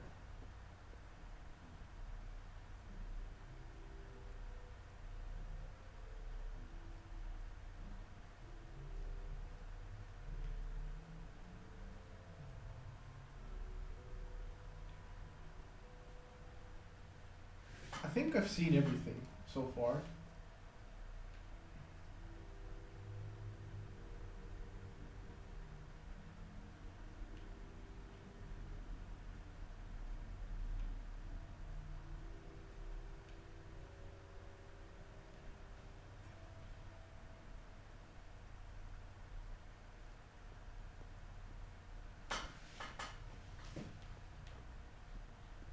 Oh, goodness, Stanley, this is fairly awkward.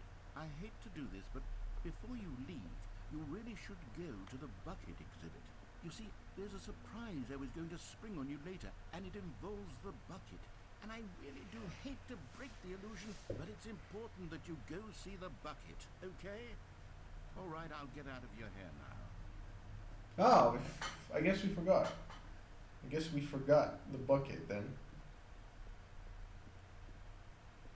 common complaint of the Stanley Parable was that it was confusing and paradoxical, that it engendered a chaotic sense of reckless despair in those who played it. Well, I am happy to say that after much consideration, I've engineered a clever solution to this fundamental problem with the game. It's the Stanley Parable Reassurance. You see, Stanley, anytime you're holding the bucket, a sense of calm and ease will fill your mind and your heart. It's true. As long as you hold on to the bucket, the many disorienting contradictions of the Stanley Parable will feel perfectly normal and perhaps even comforting.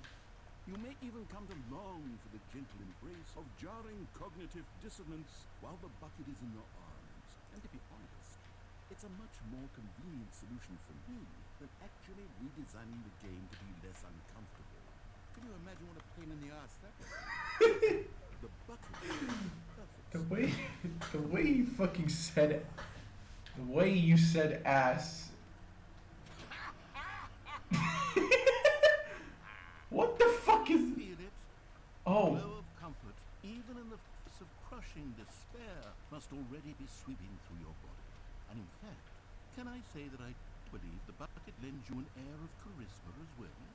I think that just holding it has made you the slightest bit more attractive as a person. Oh. The benefits of the bucket seem to go on and on, don't they? All this and more awaits you in the Stanley Parable too. Does anyone give out awards for most enjoyable bucket in a video game? That really should be an award if it isn't already.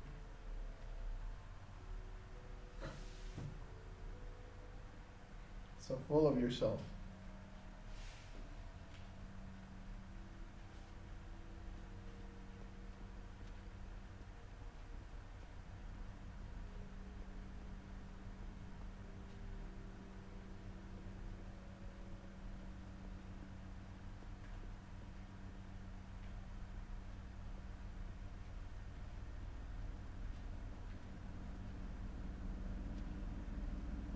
So, Stanley, what do you think? Do you like all of the new features? Yeah. I know it's not exactly clear yet how exactly these features will come together as one single coherent video game, but I can feel it in my soul. It's good. There's definitely a good game in there somewhere. Say, let's do an experiment. I'll arrange these new features together, and we'll see whether or not it coheres into a meaningful gameplay experience. Okay. Are you ready? Yep. Here it is. I give you the Stanley Parable 2. What? What the fuck? I mean, there's potential here, right? It's sort of... Okay, never mind. Hold on. Let me do a different arrangement. Okay, yes, this is much better. I still could have done this. Here we go. Version 2. Again? Who am I kidding, Stanley? This isn't a coherent video game at all. It's a lot of gags. And I do very much enjoy creating gags, but they don't add up to anything. I wanted more than anything to create a sequel that would capture all the magic of the first game. I wanted fans to love it. No matter how good these gags are, they won't stand on their own. They would need the structure and the gameplay of the original. Wait, maybe that's it. I can take the original Stanley Parable and simply, well, insert a few of my new features into it. Tastefully, of course. With respect. With care for the vision and integrity of the original game. Would it possibly work? I suppose it could. But it would need a really, really tremendous title screen. A title screen that says with bold and uncompromising conviction, this is the Stanley Parable 2. Let me see if I can whip something up. All right, perfect. Go ahead. Take a look. And I guess this boots me back to the main menu. Oh god.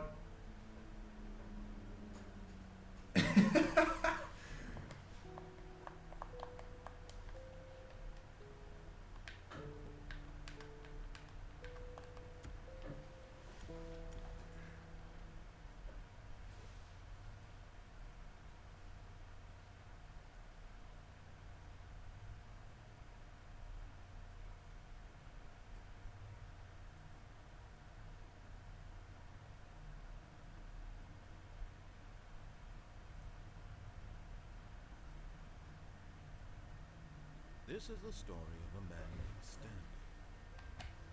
Okay, I want to see. Stanley worked Oh my god. where he was employee number 427. Employee number 427's job was simple. He sat at his desk in room 427 and he pushed buttons on the keyboard. Into him through a monitor on his desk, telling him what buttons to push, how long to push them, and in what order. This is what employee 427 did every day, of every month, of every year. And although others might have considered it soul-eating, Stanley relished every moment that the orders came in, as though he had been made exactly for this job. Stanley was happy. And then one day, something very peculiar happened. Yeah, Something that would forever change Stanley. Something he would never quite forget. He had been at his desk for nearly an hour when he realized that not one single order had arrived on the monitor for him to follow. No one had showed up to give Oh him my instructions, days. call a meeting, or even say hi. Never in all his years at the company had this happened. This complete isolation. Something was very clearly wrong. Shocked, frozen solid, Stanley found himself unable to move for the longest time. But as he came to his wits and regained his senses, he got up from his desk and stepped out of his office. All of his co-workers were gone. What could it mean? Stanley decided to go to the meeting room. Perhaps he had simply missed a memo. Oh, please. Are you really just doing this for the trophy? Click a door 5 times? Is that all you think a trophy is worth? No. I can't just give these merits away for such little effort. A measly 5 clicks! Now, suppose you were to click the door 20 times. I would say that's the kind of effort that warrants recognition. I have to say, I'm still not feeling the satisfaction of witnessing true effort for a noble cause. Perhaps 50 clicks will do it. Yes, almost certainly 50 clicks. Please.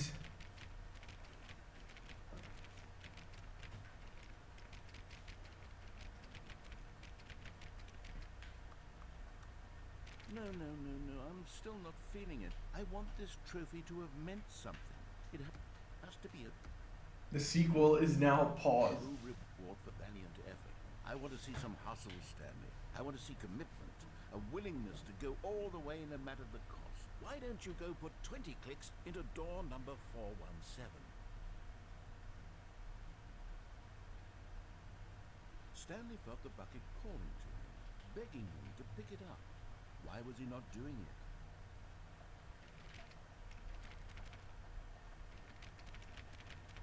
Oh, great. Now, go click a few times on door 437.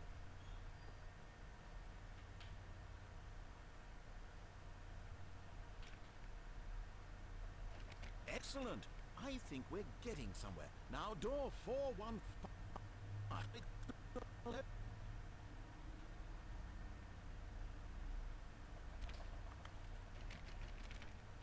Now, back to door number 437.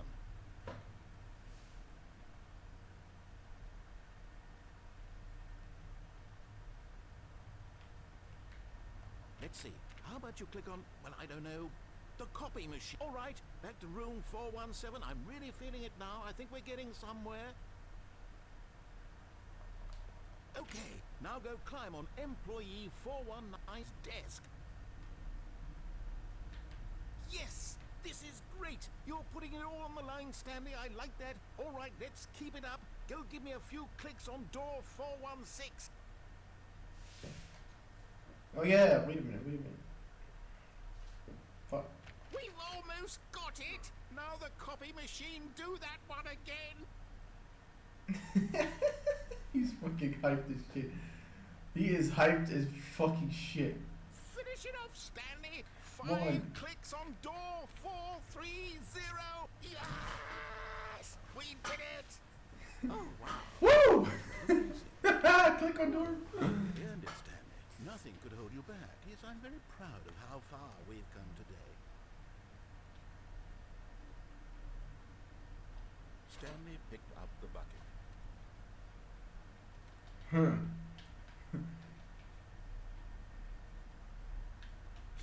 clutched the bucket tightly to his chest and entered the door on his left. Okay.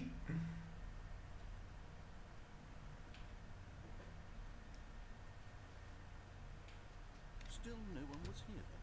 Stanley needed the bucket's warmth and comfort now more than ever. Perhaps his boss's office was where he'd find answers. Oh, Stanley, can you feel it? The broom closet. It wants the bucket. You can feel that, can't you? The aura of jealousy? It's as clear as day. This broom closet believes it deserves the bucket. I can really feel it now. It's a bucket. It belongs in a broom closet. That's what the broom closet is trying to say here. It's supposed to go with the other cleaning supplies. Good for you, Stanley. Don't give in. Don't hand over the bucket. I know how hard it must be, given the pressure that the broom closet is putting on your shoulders right now, but you have to be strong. This is your bucket. This is your companion and lifelong friend. Coming to a staircase, Stanley and the bucket walked upstairs to the boss's office.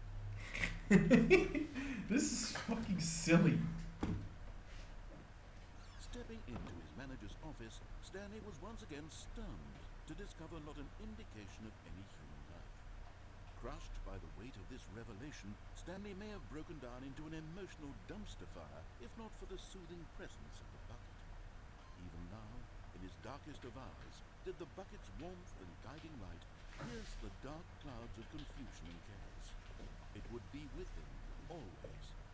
The bucket would, and he knew it.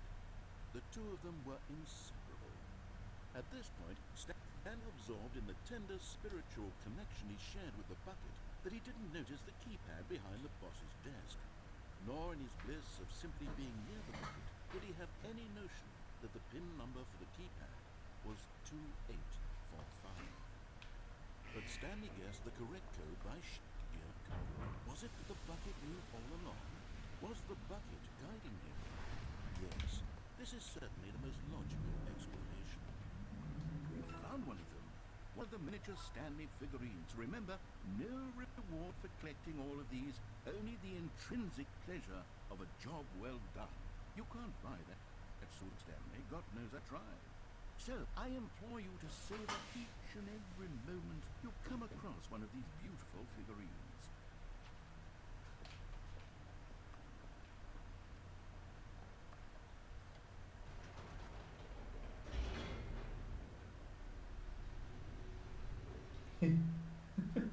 This feels utterly bizarre.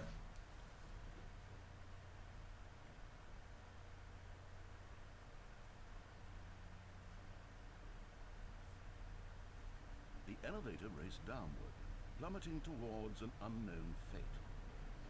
It would be all Stanley could do to keep himself together, if not for the bucket. Soothing him, comforting him, reassuring that in this darkest moment of uncertainty, he will right. The bucket is here for you, Stanley. Everything will be fine. Stanley and the bucket walked straight ahead through the large door that read, Mind Control Facility.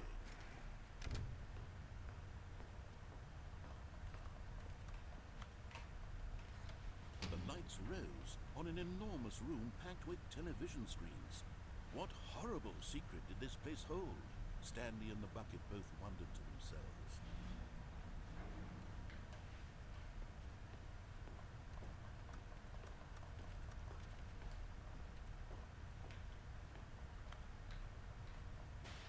The monitors jumped to life, and Stanley nearly dropped the bucket in shock.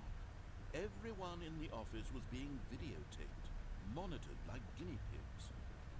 The bucket had never seen anything like this, and it very nearly burst into tears as Stanley cradled it gently, reassuring it that everything would be fine.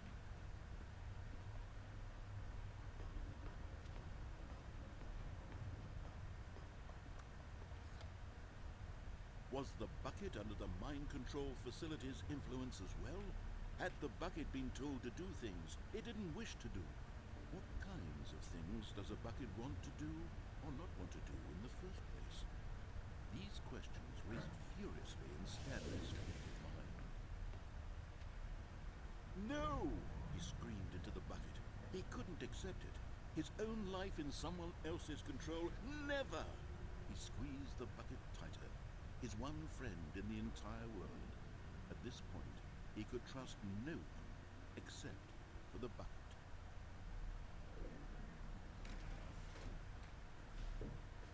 But here was the proof. The heart of the operation. Controls labeled with emotions. Happy, or sad, or content. Walking, eating, working, all of it monitored and commanded from this very place. And as the cold reality of his past began to sink in, Stanley decided that this machinery would never again exert its terrible power over another human life.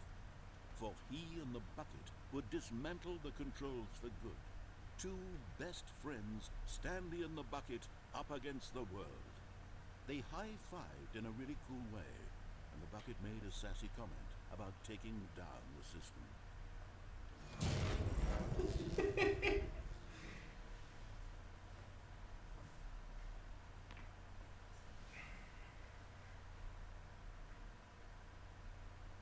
Stanley and the bucket waited in blackness.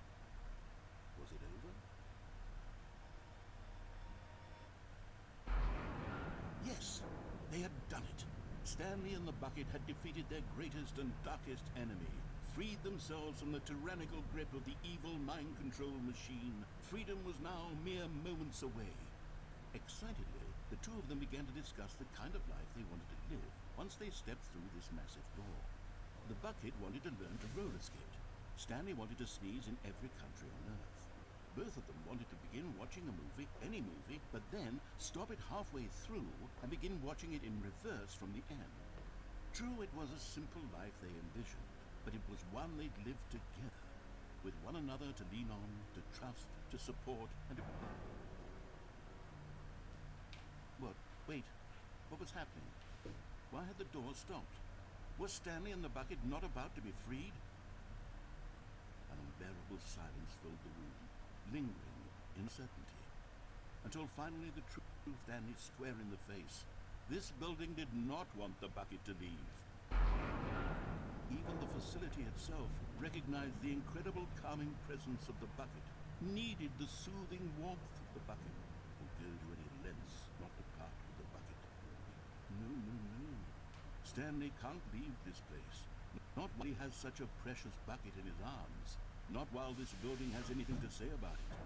Stanley realized he would never again leave this very room. But at least he has the bucket. To be trapped eternally in darkness isn't really so bad, Stanley thought to himself. As long as I have my bucket with me, right? I'll be okay, won't I? Stanley gulped. Very soon now, he was about to find out. Oh shit, so instead of... I literally thought it was going to be a happy ending. Guess not.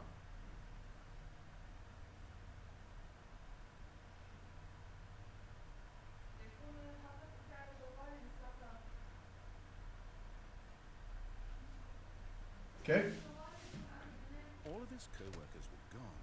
What the hell? Stanley decided to go to the meeting room. Perhaps he had simply missed a memo.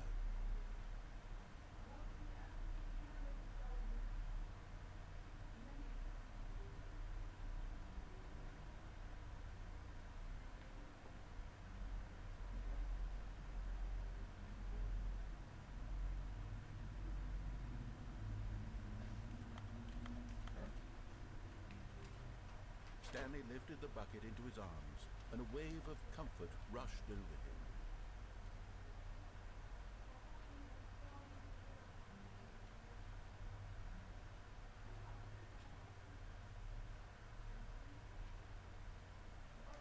Stanley clutched the bucket tightly to his chest. This was not the correct way to the meeting room, but Stanley had felt the bucket calling to him, telling him that the employee lounge was simply the place to be.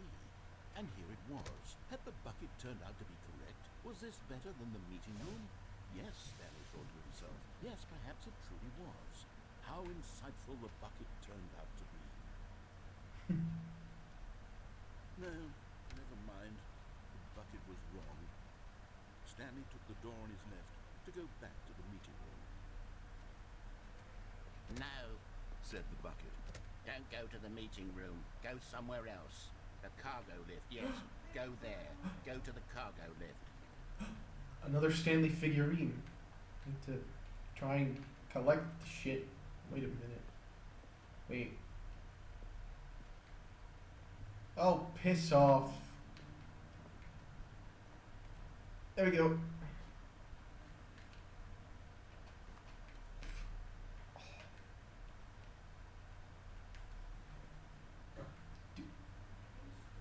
Come on. I want it. There we go. Another miniature Stanley figurine. This, you know, there really must be a snappier name for these things. What about mini Stans? Stanley figs? Or what about Stanlerines? Yes, I think I like that. Another Stanlerine under your belt.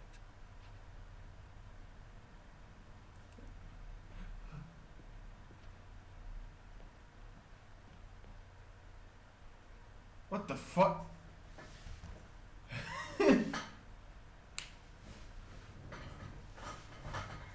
What the fuck? What is this? Ooh, new room.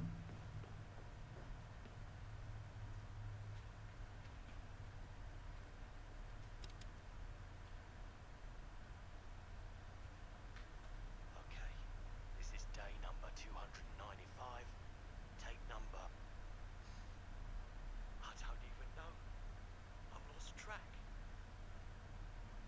Nothing feels real anymore.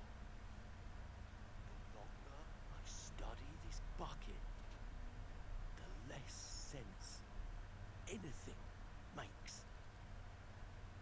Sheer euphoria I feel every time I pick it up.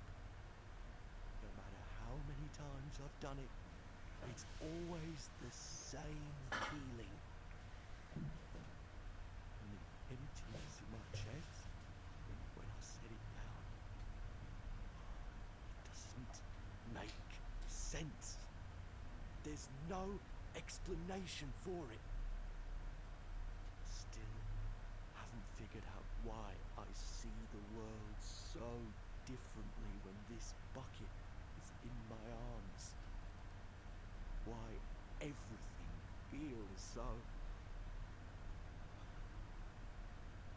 What do I do with this treasure? I can monetize it. It's unthinkable the amounts of money people will pay for even just an hour. This is my golden ticket. But I have to be careful, because as soon as this gets out, there's going to be a target on my back. Even now, I don't know who might be trying to get... What's that? Who's there?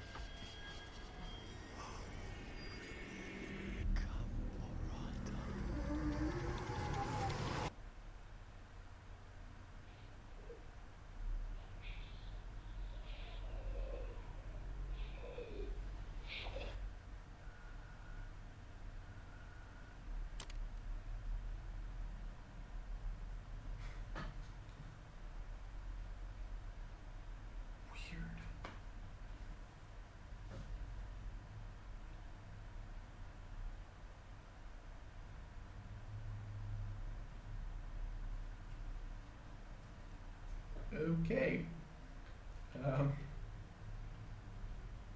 I can't wait to tell this story to my co-workers, Stanley thought. How amusing they'll find it. Oh, well, with the confusion and the chaos all seemed to melt away as Stanley embraced the bucket. Stanley took the bucket with him into this little hallway and closed the doors. This was their hideout. No one would ever find them here. Of course, no one would ever find them anyway because everyone was missing. But Stanley chose to ignore this fact and instead focus on how cool the hideout was. Just him and the bucket, two renegade heroes against the world, inside their secret, undetectable hideout, here, next to room 107. What a treat. Ah, no, apparently not. Stanley clutched the bucket tightly to his... This was not the correct way to the meeting room, but Stanley had felt the bucket calling to him, telling him that the employee lounge was simply the place to be. And here it was. Had the bucket turned out to be correct? No, never mind. The bucket was wrong. Stanley took the door on his left to go back to the meeting room. Now, Said the bucket. don't go to the meeting room. Go somewhere else. The cargo lift, yes. Go there. Go to the cargo lift.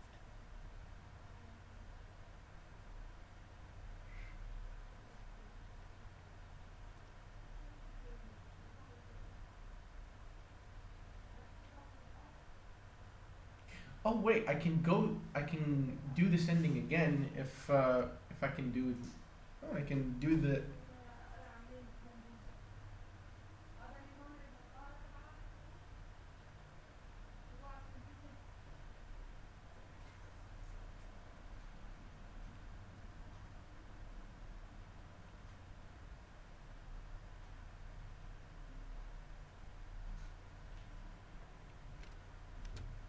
All of his co-workers were gone.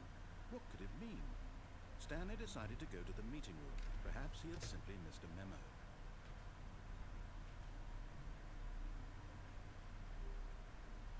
When Stanley came to a set of 2 open doors, this was not the correct way to the meeting room, and Stanley knew it perfectly well.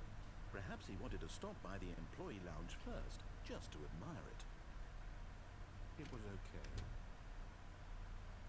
But eager to get back to business, Stanley took the first open door on his left. Stanley was so bad at following directions, it's incredible he wasn't 5 years ago.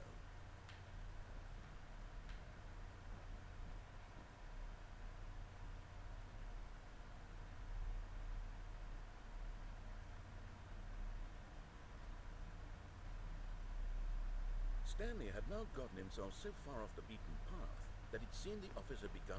So far off the beaten path that it seemed the office had begun. So far off the beaten path that it seemed the office had begun.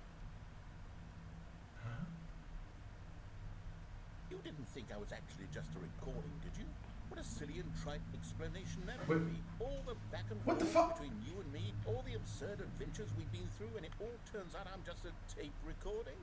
It was all just in Stanley's head. I bet that's the kind of twist you think is revelatory. I bet each and every time you watch a movie where it turns out all to be in the main character's imagination, you must absolutely bolt off the couch in pure shock at a phenomenal and intricate storytelling. It must be so simple to be you. Life being an unending waterfall of surprises and delights. Do you mind calming How down? much more exciting you must find the world than the rest of us do. Now I've become sad. Look what you've done to me. This is all My fault. I like this ending. I like this. So even with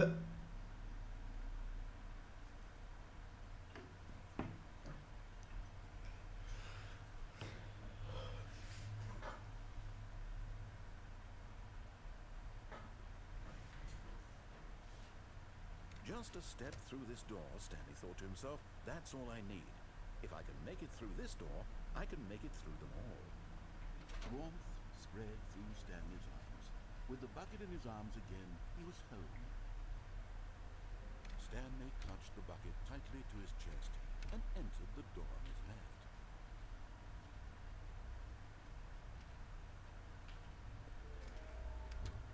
what?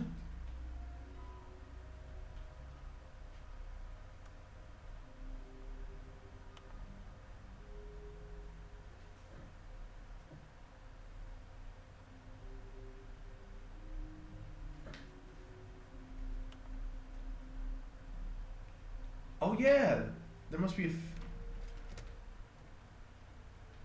Oh, Stanley, can you feel it? The broom closet. It wants the... Coming to a staircase, Stanley and the bucket walked upstairs to the boss's office.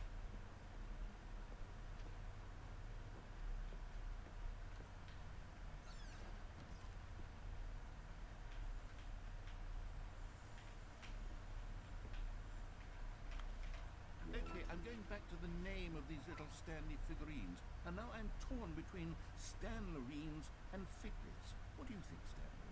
What name better encapsulates the intrinsic sense of happiness that you get from seeing a small number in the corner of your screen go up by one? Let me sit on it. I'm sure it will come to me.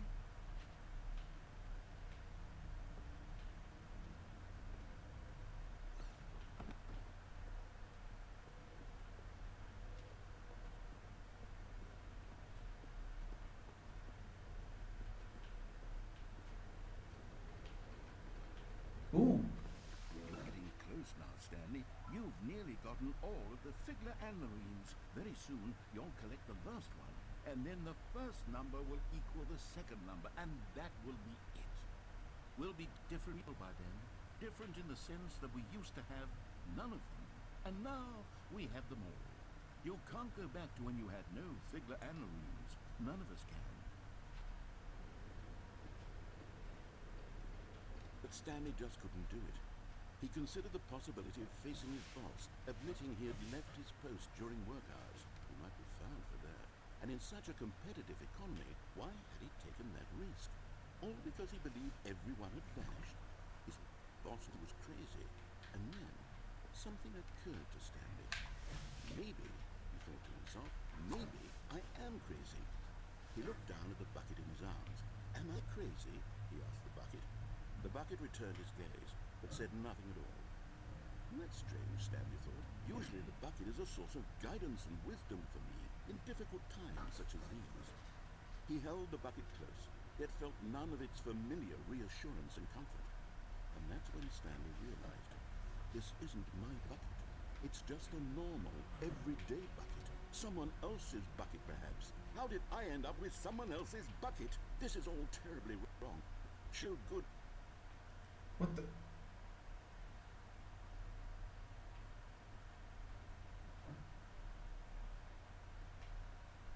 Would...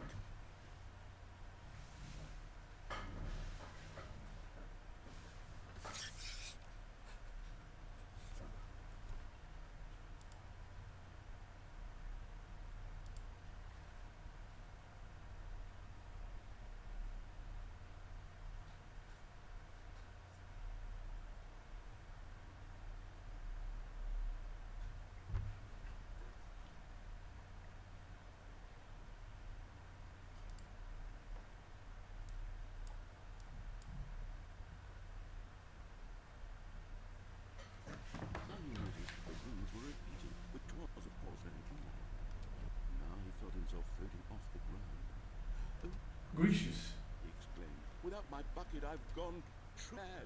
Where is it? I must find it. Far off in the distance now, he heard it, calling to him. Stanley!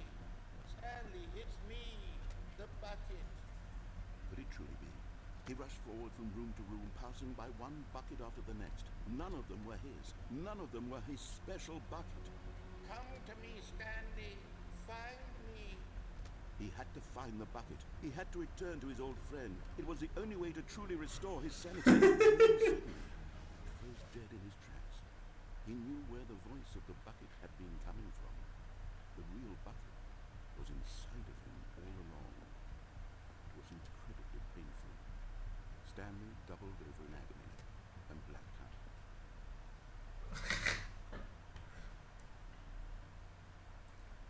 This is the story of a woman named Mariella. Mariella woke up on a day like any other. She arose, dressed, picked up her bucket of comfort and security, and went to her place of business. But on this particular day, her walk was interrupted by the body of a man who had stumbled through town, talking and screaming to himself, and then collapsed dead on the sidewalk. Right away, she knew what the problem was. This man had no bucket. Of course he'd gone mad, ranting and raving about a narrator describing all of his actions and how everything is predetermined and free will is an illusion and it's all just a video game. It could all have been prevented if only he'd taken his bucket with him. Perhaps he didn't even realize he'd forgotten his bucket at home in the first place. How cruel the world can be, Mariella thought, and she hugged her own bucket even tighter. But of course, she had no time for this. There were a myriad of confusing problems she would soon have to confront at work, for which her bucket would provide absolute guidance and total clarity on everything. Heck yes, she thought to herself, my life Kicks ass. and she went for it all the way to work. So I suppose in the Mariella ending, there's no noticeable changes. I like that. I really like that. I really do.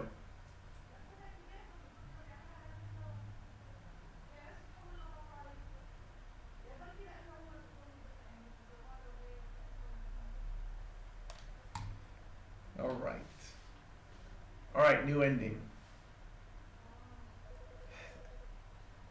I can't help but Stanley picked up the bucket and smiled. He'd never be alone again, not truly alone.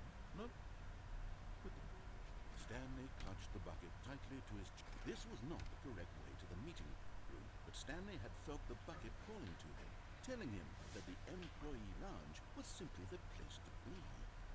and here it was. And the bucket turned out to be correct. No, never mind. The bucket was wrong. Stanley took the door on his left to go back to the meeting room. Not yet. No. Bucket. And go to the meeting room. Go somewhere else. The cargo lift. Yeah, good, said the bucket. Now ride the lift all the way to the top. There's something up there I need you to do. Stan didn't know why or how this bucket was speaking to him. It should have alarmed him, of course, because buckets can't talk. But Stanley chose not to think about this obvious fact. He was firmly convinced that the bucket had spoken to him, and he unthinkingly did whatever the bucket asked.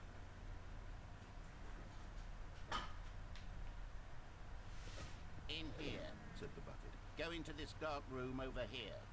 Stanley once again obeyed blindly. Now pick up the phone, said the Oh yeah, this is the very sad story about the death of a man named Stanley. That ending. Suppose that's the ending. Okay. Yes. This is the sad story of a man named Stanley and his bucket. Once upon a time, I gave Stanley a bucket because I thought he was lonely and could use a friend. And then, very distressingly, he began to believe to him. Wow. I like the house. Hello, Stanley. It's me, your bucket. Press triangle. The Stanley Parable Reassurance Bucket was merely meant to provide the comforting glow of companionship. It doesn't literally talk and give you orders. Whatever Stanley is hearing the bucket say to him is just in his head. Lately, I've been concerned about him. Wouldn't you be concerned as well? I sure Is he would. him delusional like this, obsessing over an inanimate metal object? I want to say something to him, but I don't know how I can convince him. I don't know if he'll listen to me.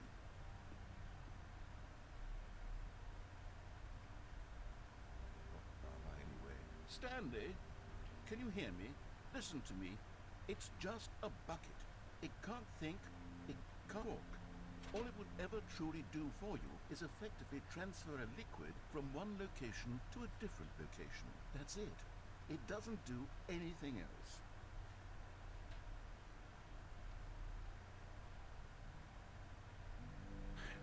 You see, he's not listening.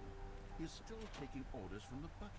You know, once upon a time it was me he took orders from. Me he trusted and listened to. Now all he cares about is his awful bucket. This stupid hunk of metal.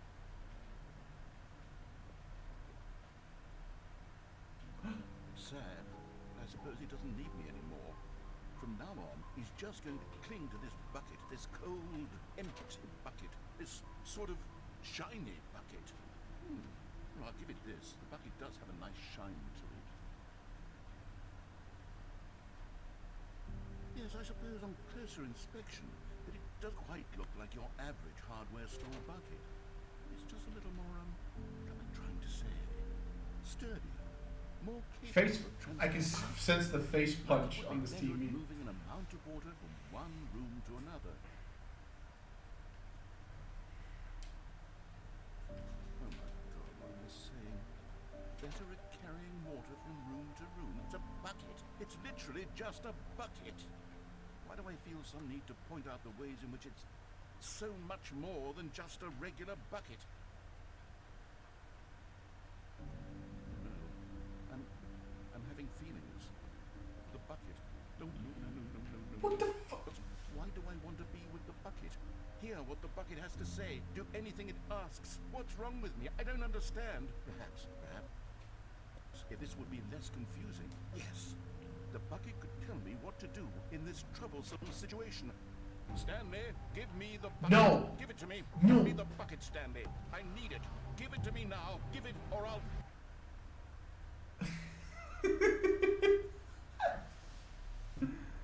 Go back to work, Stanley. Stanley. Go back to work, Stanley.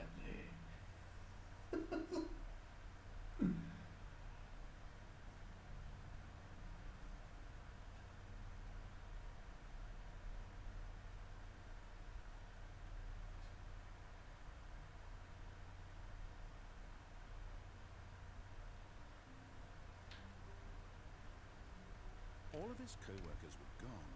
What could it mean? Stanley decided to go to the meeting room. Perhaps he had the good old bucket. Just Stanley and the bucket, off on another thrilling adventure together. Stanley clutched the bucket tightly to his... This was not the direct way to the meeting room, but Stanley had felt the bucket calling to him, telling him that the employee lounge was simply the place to be. And here it was. Had the bucket turned out to be correct? No, never mind. The bucket was wrong. Stanley took the door on his left to go back, and so the two of them detoured through the maintenance section and walked straight ahead to the opposite door.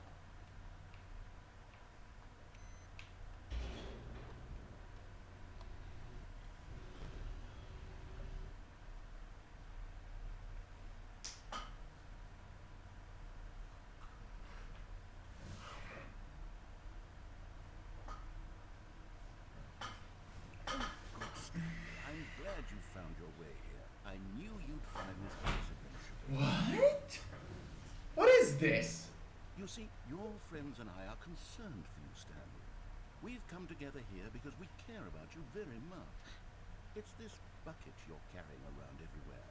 What's wrong with it? Isn't even from the original Stanley Parable. It's just sequel content. We're the ones that matter, Stanley. Classic characters from the first game, like the Adventure Line and the Broom Closet. Because that's what fans want from a sequel. They want more of their favorite jokes, not this bucket that they've never seen before. Yes, I know I'm the one who gave you the bucket, but you're spending too much time with it. Don't you want another story involving the Adventure Line? We could make the Adventure Line go somewhere new. Yes, that's what the fans want. Whee! Look at that wacky line. Who knows where it'll go off to next? Oh, and it played some silly music as well. Again. Da da da da da da da da da da da. Now this is what the Stanley Parable is all about. Don't you remember all those great jokes from the original dialogue? Also, Stanley is addicted to drugs and hookers. Yes, it's as classic now as it was back then. Let's do it for the fans, Stanley. Let's give them more content exactly like this. But if we want to do that, you're going to have to give something up. Don't you get it, Stanley? That's why I'm very proud to introduce a brand new character. This is the Bucket Destroyer. No! I think it'll make a No. I'm not letting this bucket go. It also was not in the original game, but it's such a well-fleshed out character with so much personality that to me it already feels as though it's been part of the cast all along. Don't you agree? No. I don't agree, man. Can you guess what the Bucket Destroyer does? It destroys You bucket. don't need me to spell it out for you. Oh. Go ahead now, Stanley. Say goodbye to the bucket, and then pop it into the machine when you're ready. No. I will not let you defeat. I will. Now listen to me. It's crucial that you give it the bucket. I don't know what the Bucket Destroyer will do if it can't destroy your bucket. Destroying it is all it knows. That is its singular personality trait. Sure, I can hear you saying, how does a character with only one personality trait deserve to join the pantheon of beloved? explore the bucket destroyer, you would see that its desire to crush with complexity and nuance, that it's really like 10 personality traits. What other object in this game can you even say that about? The broom closet? Certainly not.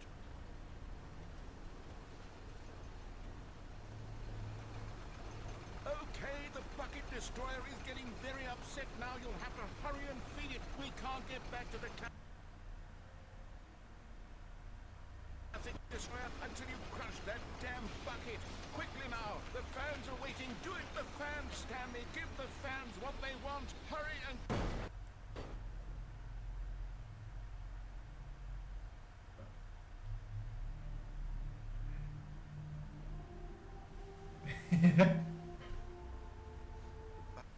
Can destroy price position. You had so much potential. We were going to Can do do such some marvelous things with you. Tell such spellbinding stories about you. Well, now, goodbye, new friend. For the moment in time that you were here, you were magnificent. I like the ending.